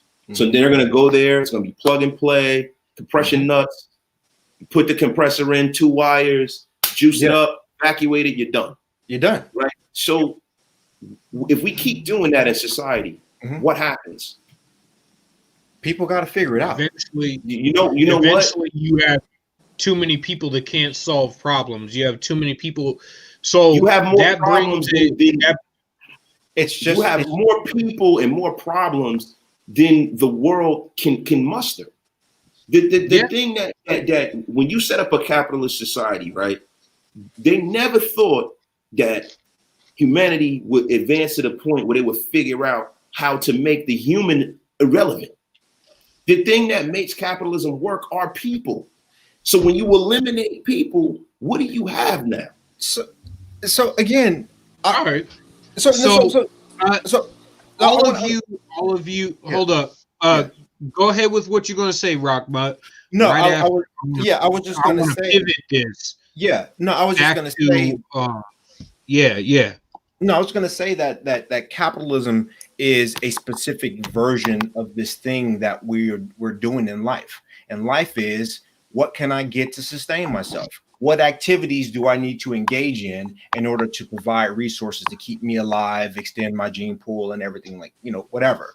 So if we think beyond capitalism or socialism or Marxism, nature is doing the same thing. It's trying to find the most efficient way to provide resources, whatever. So if people aren't in on that, if you don't have it fixed in your mind that you got to get up and be on the grind and be better today than you were yesterday, be the hunter that this human animal actually is. If that's not your mindset, I don't know what to tell you, because it's not capitalism that's doing it to you. It's not socialism. It's not the Republicans and the Democrats. This is called life. And if you ain't up on this life, apathy. It's not apathy. It's not apathy. I'm not saying it's not to be. No, I'm not saying it that way. The world is. You get up in the morning. I'm going to be unapologetic. If you get up in the morning and you have no hustle in you, that is the nature of apathy. If you expect things to be done for you without doing anything, that is apathy. Mm-hmm. I'll put it real simple for anybody watching or paying attention. If you were to go to a strip club and a girl were just to walk on stage and do absolutely nothing but stand there and stare at you, would you throw $1 up? Depends on the girl. Oh. No.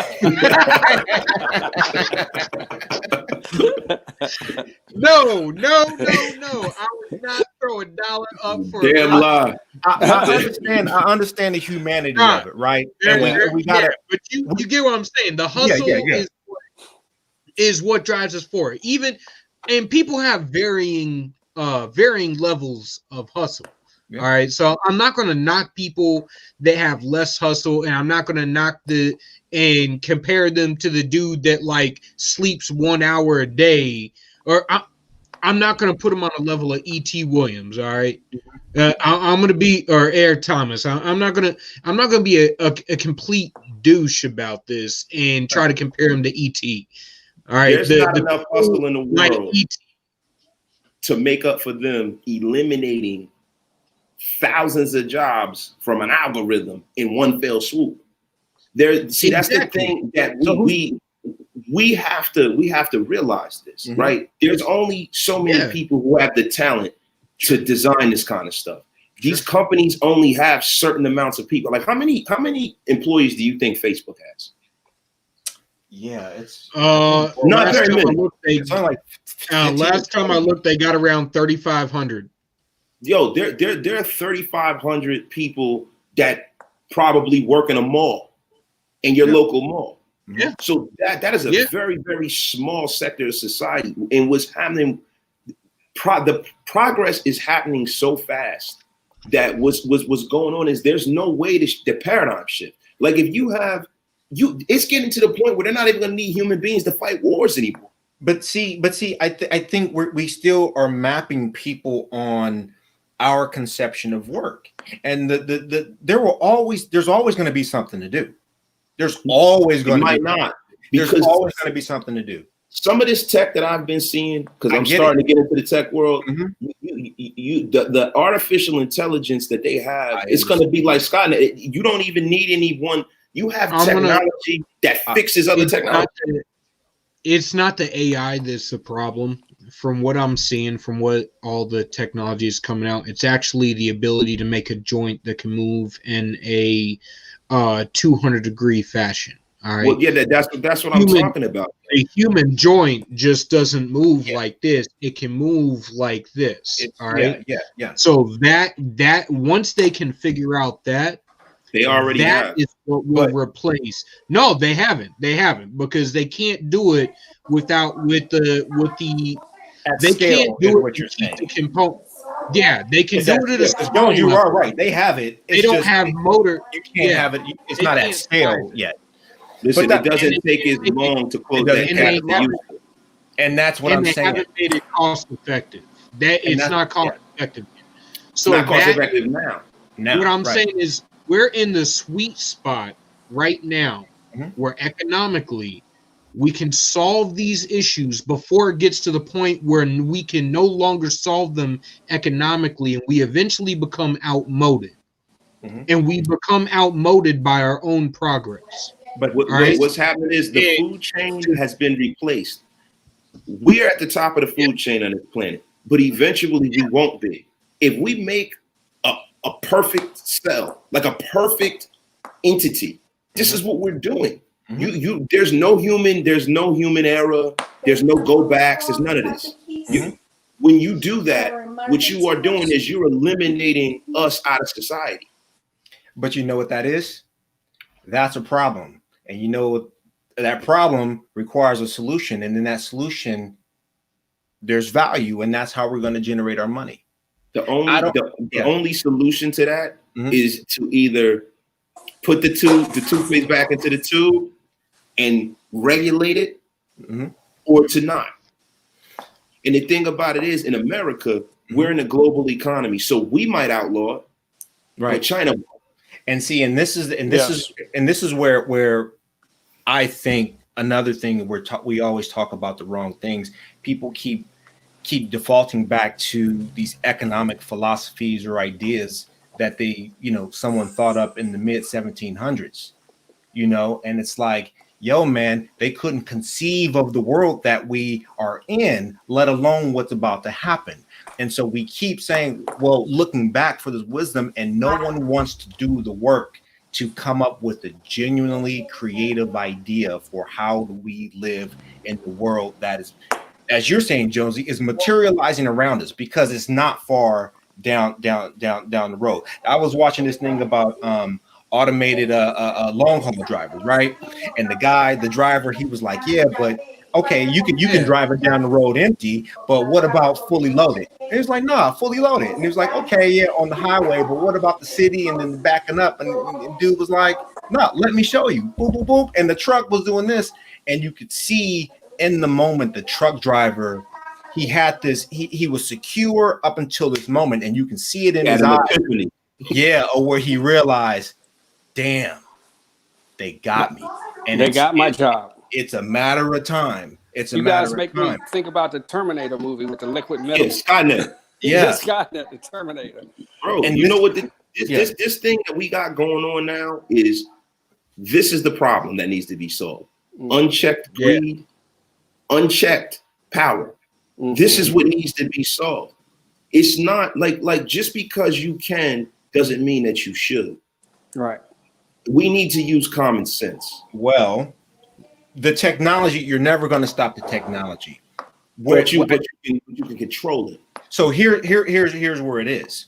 Our entire understanding of life is based out of scarcity, not having enough, right? So I got to get as much as I can and save it up because I don't have enough. We're entering a world of where, as you're saying, Jonesy, it's like, nah, you can pretty much synthesize anything you want. Now we are starting getting to the point of overabundance. People aren't starving to death anymore. People are eating themselves to death. That's the thing. Give it 3 more years. People will be starving to death. Well, maybe. But you got to look at what just happened. Bill Gates just became the biggest owner of farmland in this country. No, I saw that. But I'm gonna put it like this. Let me make this we one live in point. a world. We live in a world where the most powerful people all believe in population control. That's scary shit. So what I'm saying is we are entering an era of abundance, but we don't know how to share that. We haven't figured out the splits properly because because it's all profit. Everyone, so the people think, and I know that this sounds socialist and Marxist and everything. I understand what it sounds like, but I'm looking at this like an ant farm. We're very proud of ourselves, but from 30,000 feet, we're just ants. We built our farm and we built our ecosystems and everything like that. And you can't tip it too far this way because this is going to break. It all balances out. So as the farm of ants that we are, as we're going about our activities, we haven't worked out the splits yet, because it was based on you got to get what you can get and hoard it all up because it might not be there anymore. And Jonesy, what you're saying is, and everyone had a place in that. Right, there was enough raw work to do of gross general stuff that, man, we got to throw bodies at it. The world is more refined than that now. It's becoming, the margins are smaller. We're starting to automate that away. We haven't worked out what the new splits are going to be because we don't need to throw bodies at it anymore. There won't be a new split if you eliminate humanity altogether. Maybe, and that's what we're setting the stage for. So. If you look at the way that they're doing everything, they're doing industry, you look at the way with governments, they are not worried about us. The fact that you have a pandemic going on, and you have Nancy Pelosi and you have Mitch McConnell politicized getting people help in one of the most dire times in America's history, shows you everything you need to know about the powers that be, right? So we got to ask ourselves, what are we holding on to? And that's the reason why I can't call myself a conservative anymore, because I feel like we need to do mass reconstruction and a reimagination of American society and the world society. We need to reconstruct what it means to be a society. That's the work I'm talking about. Yeah, but you know what the thing is, the work of those changes come by the sword. They don't come by conversations. They don't come from ideals. People get changed by force. America was created by force. America has spread its ideal throughout the world by force. And guess what's about to happen? Sorry, I'm gonna get a little philosophical on you. Right. Every idea is a sword. Every movement is a force. Every cause is a reckoning. And I'm going to say this. With everything that we have going on in society and everywhere that we've gone and where we're going right now, because I do want to focus this on the next 4 years and predictions of what we think is going to come.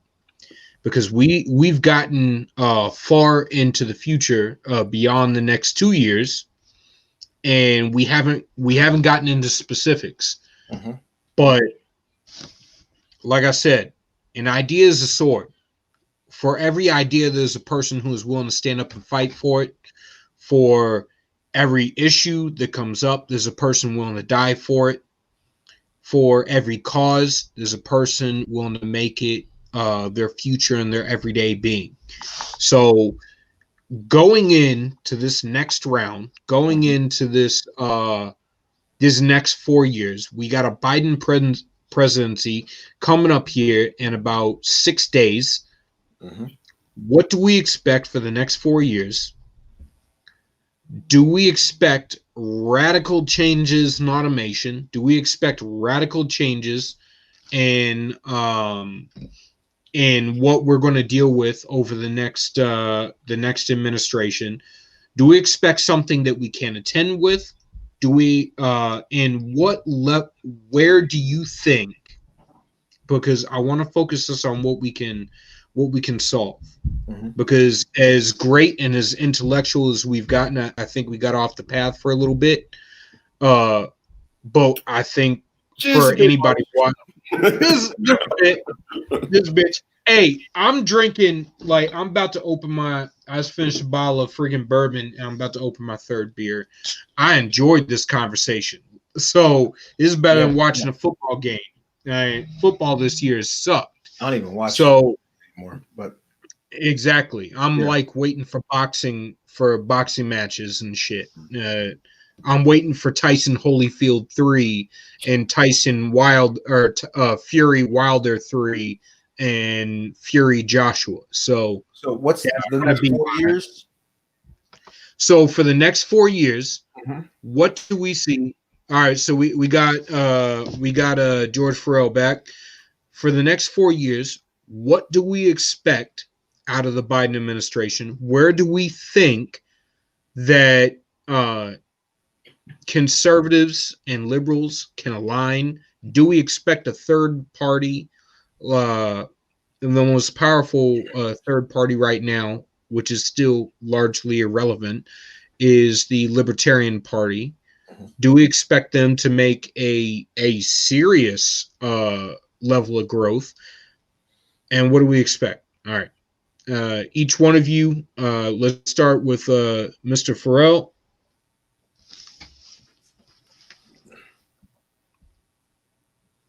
You're on mute, man. I expect Joe Biden to hire a record number of blacks, which he's already doing. He just put 2 blacks in charge of DNC, and they're very capable. They're very, very capable.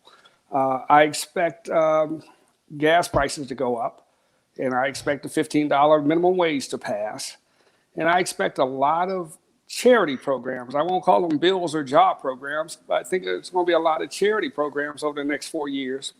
I saw Keisha Lance Bottoms. Who else Yes. did he put in charge of this DNC? I believe it's a Jamie former Harrison. Jamie Harrison from North Carolina. South Carolina. Yeah. South Okay. Carolina. Yeah. Okay. All right. And Thank you. they're very good. I mean, I expect the Republican Party to lose the South. I think they'll lose Florida if they do the same thing they did in Georgia, and they'll go on to Alabama. So the Democrats will actually have a shot at taking over Texas, which is already purple, and Florida. Yeah. Which means they'll have the Senate, the House, and the presidency. They'll be pretty much unstoppable. What will it mean for the economy? I mean, if you're in 501c3 or charity business, you're going to do really, really well, especially when it comes down to mortgages and helping people save their houses. There's a record number of people facing foreclosure and rental issues that needs to be solved immediately. And I think if you're in that business, in that real estate business, you're going to do quite well. If you're in the government contracting business and you can get a contract, you're also going to do well. The regulations, unlike the internet, everybody's going into the internet business. You're going to do well there, but you're going to face some new regulations like the broadcast industry has, like ABC, NBC. They're all regulated, but the government didn't get ahead of Facebook. They're way behind on Facebook. Trump saw that, but it was too late by the time he saw it. So I think we're going to have a really booming economy for people who know how to work this economy, and you're going to have a lot of more working poor. So that's what I see over the next 4 years, a growth in the working poor. All right. Next, Rock. Rock. Yeah. I think the next 6 to 12 months is really going to be COVID focused. And I think that there is an area, because I know part of your question was where is the alignment between the 2 poles. And I think that's going to be, without question, that's just going to dominate at least the next 6 months. And then obviously there's going to be a huge investment in a lot of different areas. I think George is spot on in a lot of ways. I think an area that they should focus on, and maybe there will be some movement, is infrastructure. I think our infrastructure is, it's behind in so many ways, whether you're talking about the electric grid, the roads, bridges, water, all of these things. There's some real basic fundamental things. I think we will probably see a lot of movement on that.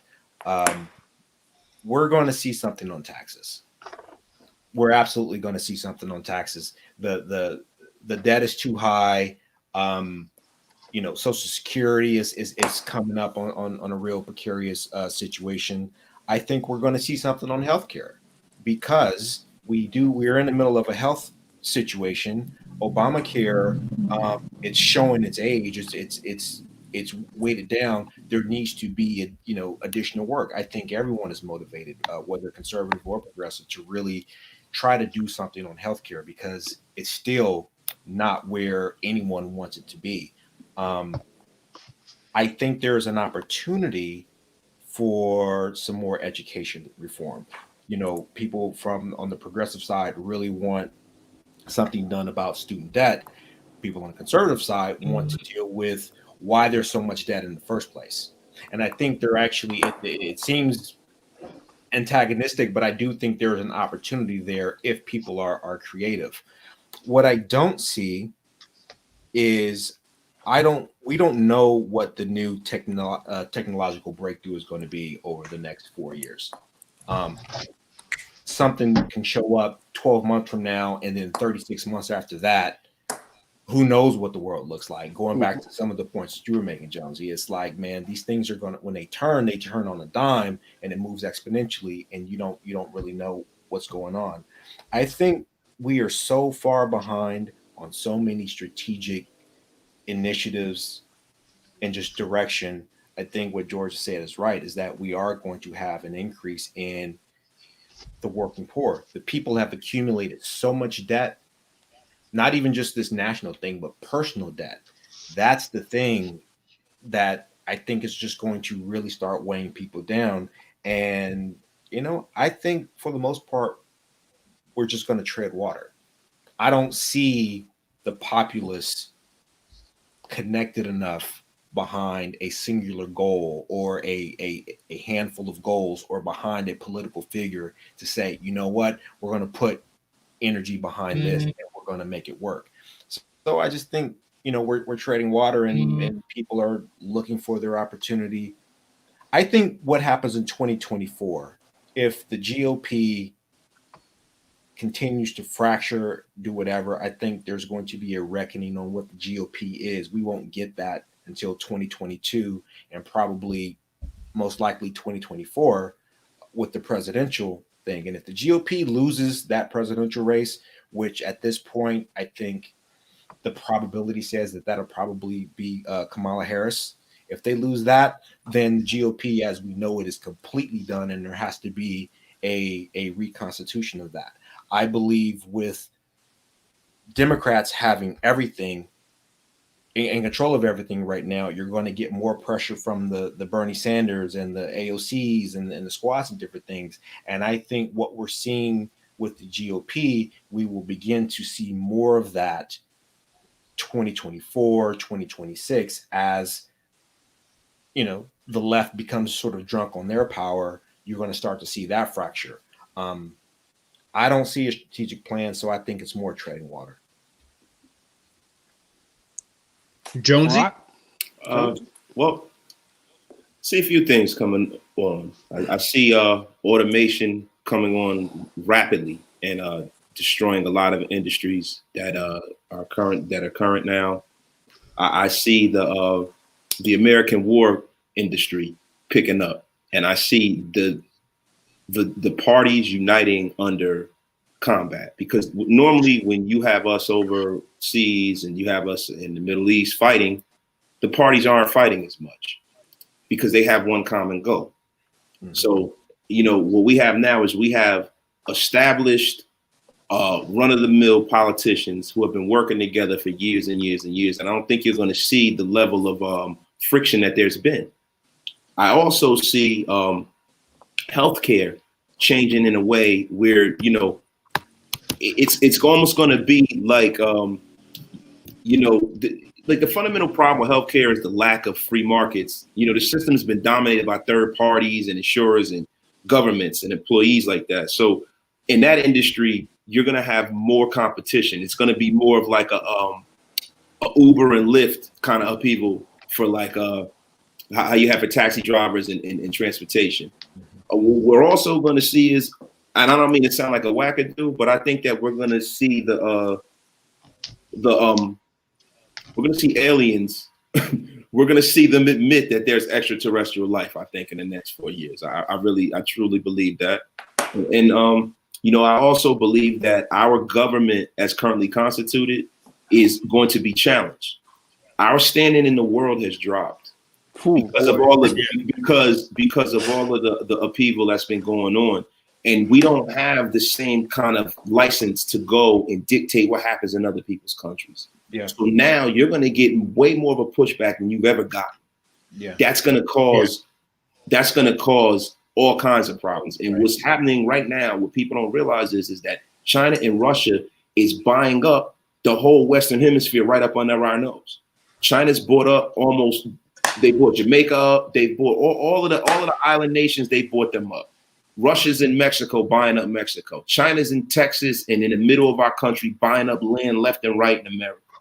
So now what we're gonna have our ideology pushed to its brink, because social media allows them to put out whatever message they want to disseminate on our airwaves. They can do that at that point.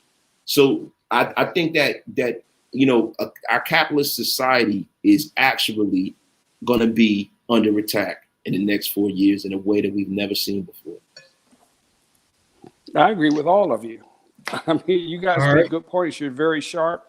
The infrastructure problem, especially with water, hasn't gone away. There's a lot of, I know in the South, they like to pump raw sewage into the aquifer and then pump it back up, which is very, very, very, very bad. They haven't updated our infrastructure regarding wastewater in 50 years. And don't want to spend the money on it, but waste the money on everybody else, on everything else. So the infrastructure, the healthcare, sounds like America's falling apart. America is falling apart. And you know what? They're so focused on this global agenda. Last I checked, that's why the military is being sued on like literally every military base in the country.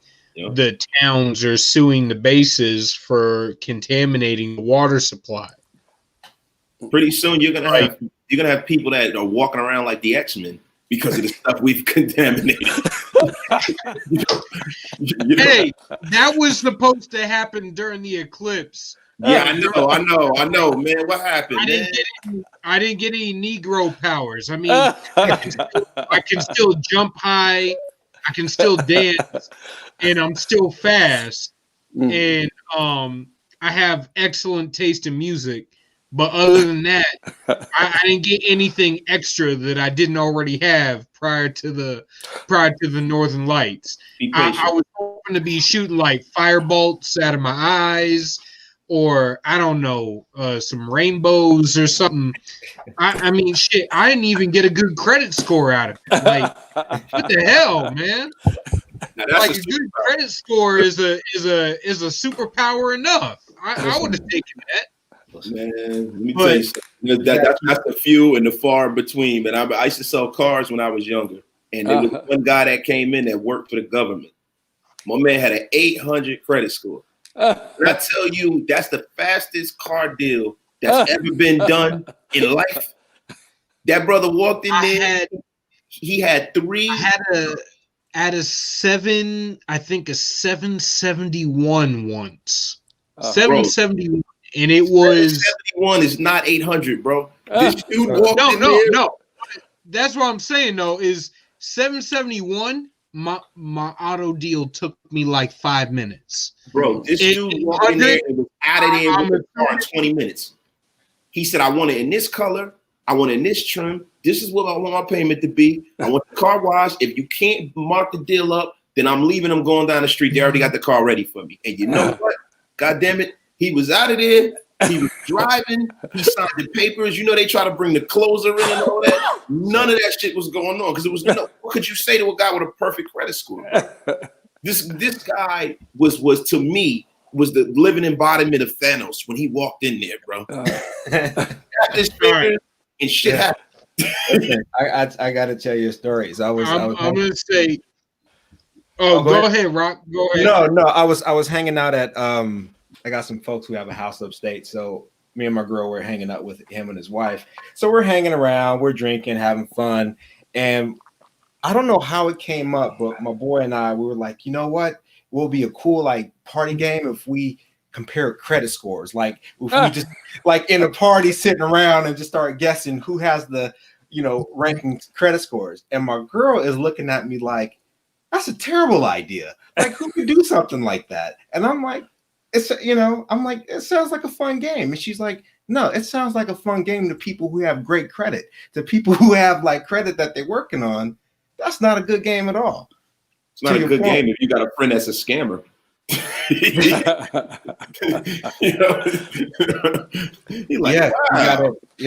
I'm so old. I remember doing mortgages before there were credit scores, before the S&L crisis. And actually, that was probably the first time the government overreached by closing down a whole industry so the banks could survive.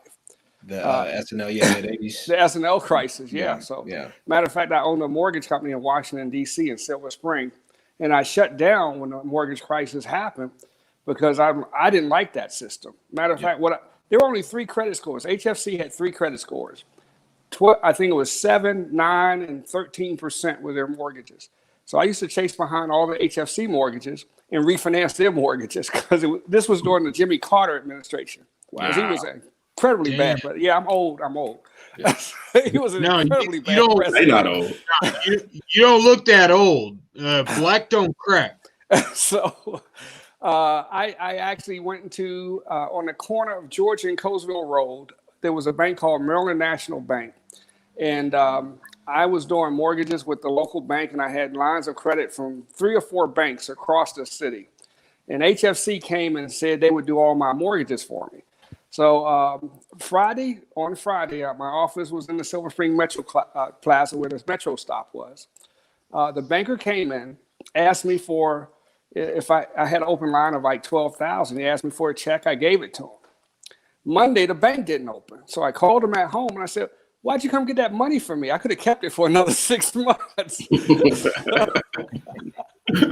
But back then, you would actually look at a person's report and look at how they paid their bills. And there were no scoring. When the credit score came in, what screwed Black people was cell phones, because cell phones would report that you had bad credit and it wasn't even a loan.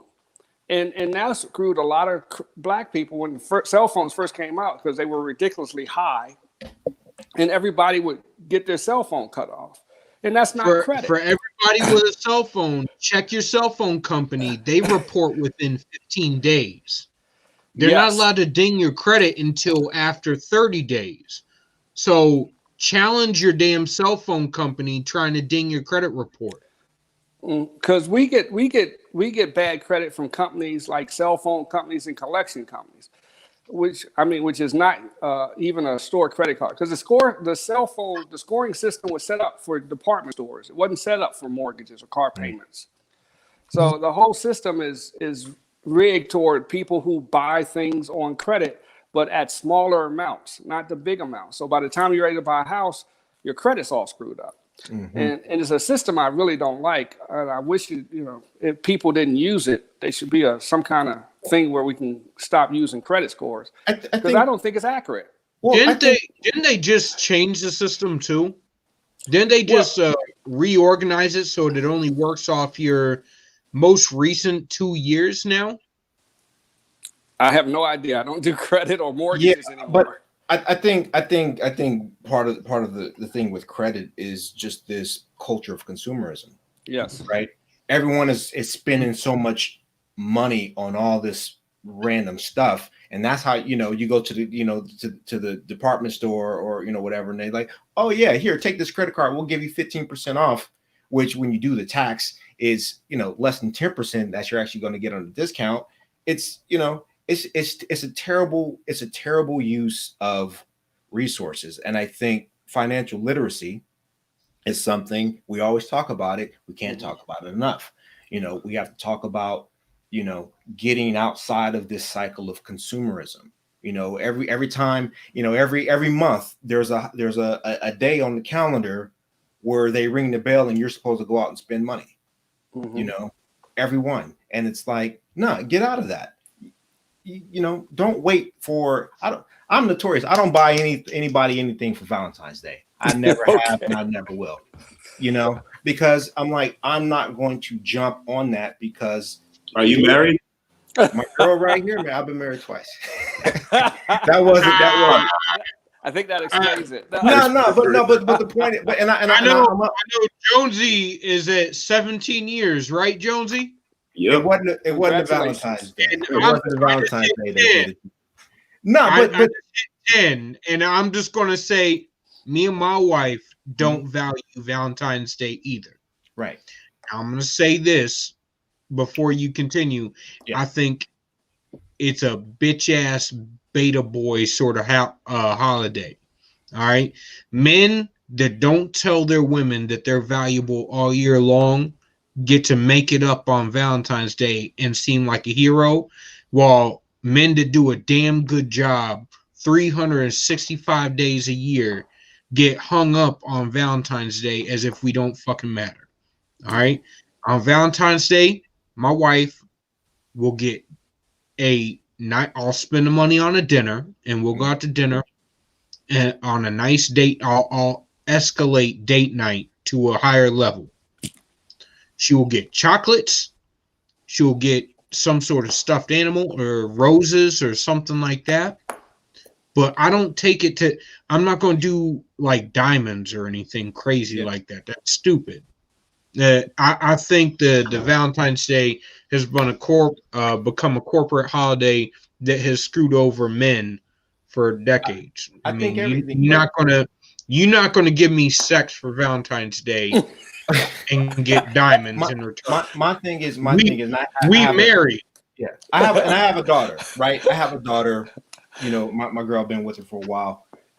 Whatever they want, it doesn't matter. Call me. We're gonna take care of it. They're always they're loved, they're valued, they're cherished. I just don't hop on these days, you know. And I think that is as people, the average American, mothers, fathers, people running the finances of their home, you have to think, what is in the best interest of me and my family, and not just enjoying it now, but our long-term financial, health and success, and what is just following along because that's what you're supposed to do. I want people to be more proactive in their decisions when it comes to their money. I want people to be more proactive in their decisions about the people they hang out with, the type of work that they seek out, the type of education, the type of skill things, because it all goes back to the fact, is what Jones was saying, man, dude, this technology is coming. The government has shown time and time and time again that they are indifferent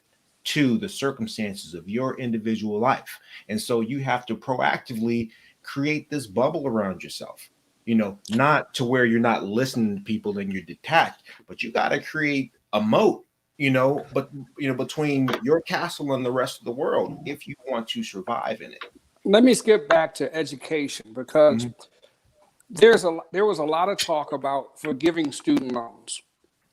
And of course, the people who are going to benefit are the college graduates. But where do you guys stand on this forgiveness of student debt? Is that like a reparations, but only for college graduates? What is that? That's pretty much what it is. I'm gonna say what it is trying to repair an inequity that we've had in education for years. So we had this idea that and this goes back to the Industrial Revolution. When jobs started shipping overseas, there was this idea when you couldn't work a trade and you couldn't work at the same factory your dad worked at, you couldn't work legacy in the same industry that your dad worked at. And this goes back to the fall of Chicago originally, the fall of Detroit, the fall of Atlanta, and all the major manufacturing hubs throughout the country that went down, including the mills and everything else. When all the jobs got shipped overseas and you saw all these communities start to collapse, parents, there was this big push towards go to college, go to school, get good grades, go to college, get an education, and that will translate to a job. Now, initially, degrees were focused on careers, and that was before government started subsidizing going to college. When degrees were focused on careers, you have people who could take their degree and directly move into a career. because that degree had a tangible, that degree was a tangible asset. Then once government started subsidizing college and started investing in college, you had government saying, hey, this is our level of what we will invest in you going to college. As a businessman, I know this is just like buying a car. So Jonesy will understand exactly what I'm saying. You walk onto a car lot, and dude goes, all right, hey, I'm here. I got $80,000 to spend. And I like that car. How much does it cost? You say, well, you got $80,000 to spend. Costs $100,000. So now you're going to leverage yourself for that extra $20,000. Government comes back and goes, congratulations. Now the market has moved past that $80,000 we were willing to give you. We will raise it up to $100,000. Car dealership next time goes $120,000. That is how education has worked for the past 40 some odd years. All right. I use my GI Bill, so I'll relate it directly to that. The GI Bill works exactly that way. Colleges consistently exceed the cost of the GI Bill. The GI Bill raises what they're willing to spend on our education, and the colleges not only drag out the duration of what is required for you to graduate, but they increase the cost of what it costs to go to school on a regular basis to get more of that government dollars. So right? And that actually speeds up the cost of living, and that speeds up the inequity when it comes to going to college and education in general. We have reached the point where we have more people going to get degrees, and that has not even touched the fact that when you are an educator, you're a doctor, and you're a professor in college. When you go to receive your doctorate and you want grants from the government and so on and so forth, the way to get grants is to create your own field of study, to teach your own course in which you are also providing a field of study within that course, and you're providing information to the government. You get a grant, the government subsidizes that course, the cost of college increases even further. Then you talk about friggin' universities. In order to attract people to come to universities, they increase their amenities. They add basketball courts, they add friggin' nightclubs and restaurants and all sorts of shit on campus that increase the cost of the experience to go to that campus, but does not increase the value of the education you actually receive. So there's a whole bunch of factors that feed into the cost of education, which puts the reach of that university degree out of further and further out of the means of being able to acquire the average everyday individual, and government subsidizes it further and further and further, and the problem continues to grow, which is why education has increased at about 800%, while every other market has increased at about maybe 115 to 120%. And that goes the same thing for healthcare. So, which I say, we now have nationwide too many people that we cannot, that we have a lack of people in the trades to where we can't get people to fix our plumbing, our electricity, carpentry, and things like that. But we have a lot of people going to school to get degrees, and a lot of the degrees that they're getting don't translate to jobs in the civilian world. So you have people who are overpriced coming back into the workforce that can't get hired, because the fact is, if you feel you're worth more than the job that I can offer you, you have a degree, but I can't offer you a higher pay based on the degree that you have, because that degree is worthless to me because it doesn't translate into a skill you can bring to that job, or experience or knowledge you can bring to that job to make the company better. Personally, I am a full-on meritocracy type of guy. Running my own company, if I were to replace my dad, I am completely fine with saying, hey, look, dude, this is the base pay. You get a quarter raise every single quarter until you eventually max out as long as you continue to bring value to my company. If you continue to bring value to my company, you're marketing your services, you're doing a damn good job, you're spreading my name. If you're out here like an evangelist spreading the good word of my company, I am completely fine with that. That's great. You're bringing value to me. But if you're not bringing value to me, I can't help you. So that's what I'm saying is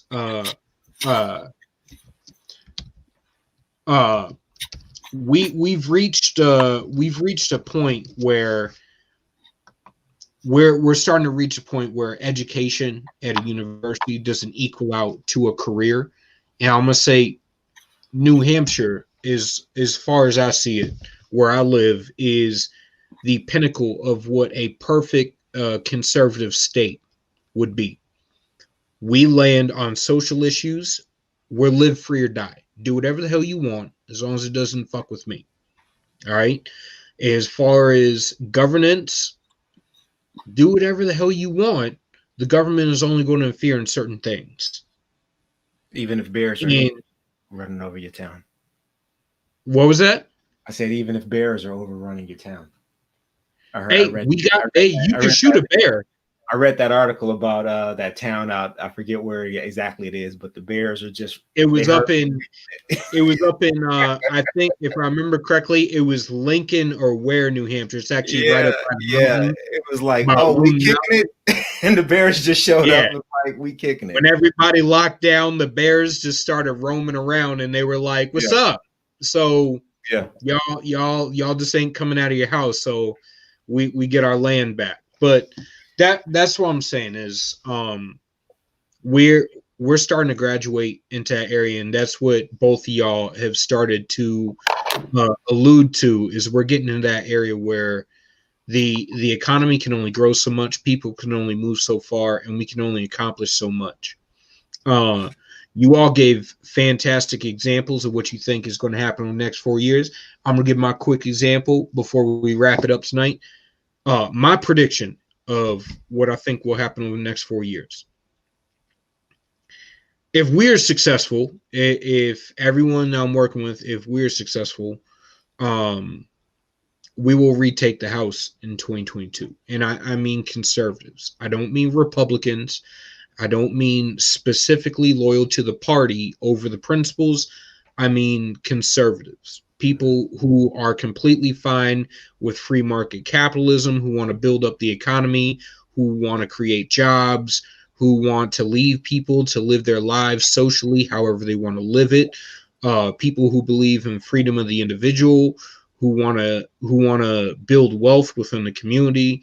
Like I said earlier, I'm fine with 40 acres and a mule if necessary.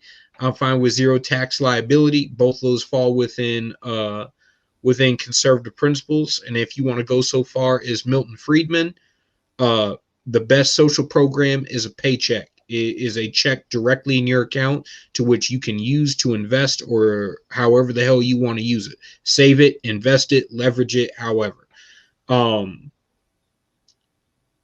I think there's a way to do that in 2022. I think and if we do that, that changes what Joe Biden's tactics are going to be. Joe Biden is a creature of Washington, which means he's going to do what is ever advantageous for himself. I do believe that he is not a radical. And if he has an excuse to escape the calls to the radicalism, he will. If he has an excuse, if he has to go towards the radicalism to maintain his position, he will. I mean, that's just me being honest. And I think pragmatic people in Washington that are a part of the establishment in DC are exactly the same. As far as what you said, Jonesy, about automation, I think you're 100% right. I think this $15 minimum wage is going to push us towards automation very fastly. As far as what you said, Rock, about the technology increasing basically our uselessness and our inefficacy in the markets, I think that's 100% right. And the only way I can see that being possible to rectify all that is for us as a market to move faster than technology, which right now technology is on about a 90-day to 6-month cycle. So we need to move as far as economics go on about a 45-day cycle to be able to head off some of this shit. We need to decrease the cost of the average worker, which increases the value of the worker. Because if we can increase the value of the worker, what we'll end up with a lot of people being hired, and we can head off some of this automation until we're actually prepped and ready for it, and we can create systems that work properly.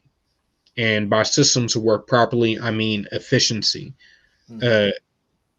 Systems that basically, I think the best term for it are redundant, need to go. Redundant systems cost money. Redundancies in general cost money. They waste money, and we need to get rid of that as fast as possible. Like I said before when talking with other people, my plan is a flat tax. That's most people. I think the issues we have with the tax code are that we don't understand the tax code. For everyone that thinks that friggin' Joe Biden raising taxes on millionaires is a good thing, it's not. Especially when you raise the cost of the average worker to $15 an hour, plus all the benefits and the back end costs that you don't see in your paycheck. I can't tell you that it's going to benefit us in any way, shape, or form. Moving you up into $15 an hour, you're moving up into a different tax bracket. Taxing the people who are paying you a job, they're just going to start laying off more people. Raising the cost of what you are to that individual, there's going to be, the people who are working are going to make more money, but the average everyday person trying to get hired is going to have a harder time finding a job. So, and those loopholes that Joe Biden and the rest of Congress, that everyone, the career politicians have had, making the tax code for the past 40 some odd years, are going to continue to be there. So you're thinking they're going to raise taxes on them? No, the loopholes are still there. The taxes are going to eventually get pushed on us. And eventually that tax, the people who are going to be taxed at the highest amount are going to drop, and it's going to drop, it's going to drop, until eventually we're getting taxed at 60-70%. And we're getting jobs at what we're willing, or what the government tells us we're allowed to have. So it takes a broad view to be able to see all the economic impacts of what we're dealing with. And nobody is 100% right and nobody is 100% wrong. And I think everything that everybody has mentioned tonight all plays into it. And largely, I think there's things that we can do, but it takes people being able to step back and see the broad view of everything. Like I say, flat 10% income tax, $10,000 per adult, no extra for being married, friggin' $2,500 per child up to 3 children, no extra. And if you, at the end of all your tax liability, end up equaling out or zeroing out, you owe $1,000 a year. That's it, $1,000 for, and that doesn't matter whether you're 10%, doesn't matter whether you're a billionaire, doesn't matter whether you're a millionaire, 100,000aire, or whatever. 10% across the board. No extra bullshit. Hello. All right. Your brother's frozen.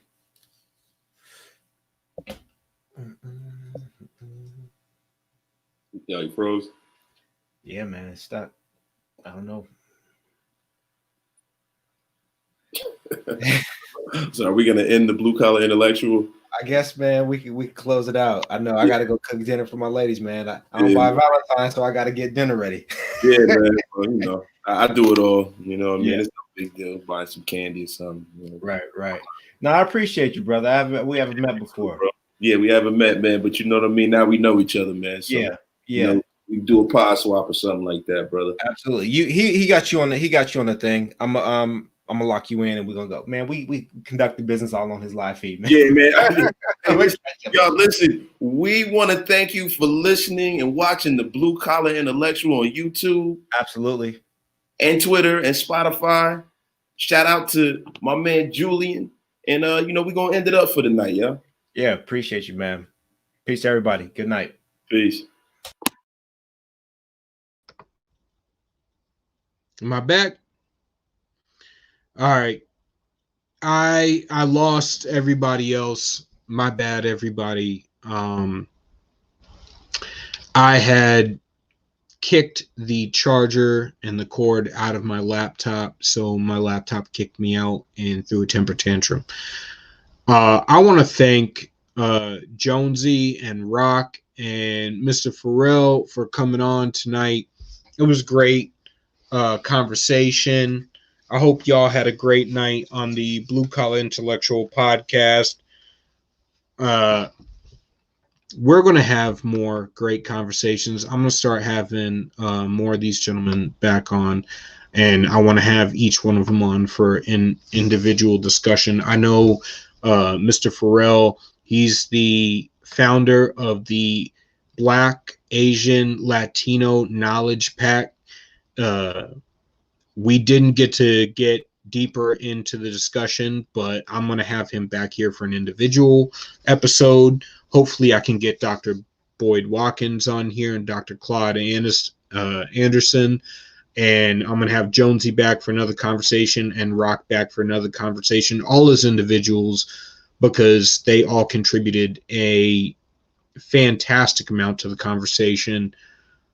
Don't forget to check us out at Speaker app, Spotify, Google Podcasts, Apple Podcasts, SoundCloud. Watch, subscribe, share, retweet on YouTube, and I have a Facebook page as well. Again, this Blue Collar Intellectual Podcast. My name is Julian Aciard, and I will eventually be running for Congress. That website, as well as the Blue Collar Intellectual website, will be dropping within a couple of weeks. The Blue Collar Intellectual Podcast will most likely drop next week. Once my web designer is done, you'll find articles there from like-minded people there to help with the conservative movement, bring us back towards principles, primary out the rhinos within the Republican Party, and win back in 2022. I know we didn't get into it too much, but a brief thing. I wholly and utterly condemn all the violence in the Capitol. All of us do that were on tonight.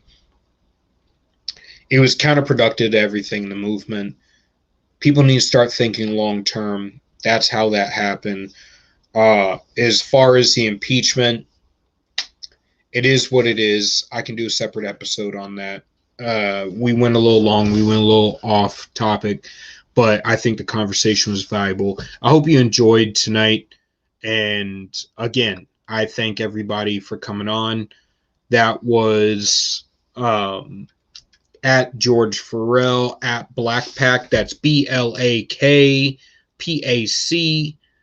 on Twitter. That is at Pod Wasted on Twitter, spelled exactly how it sounds.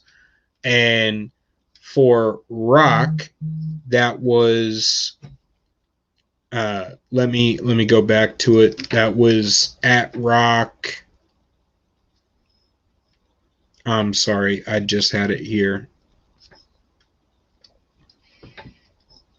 That is The Rock's World. That's the THEROCSWORLD on Twitter.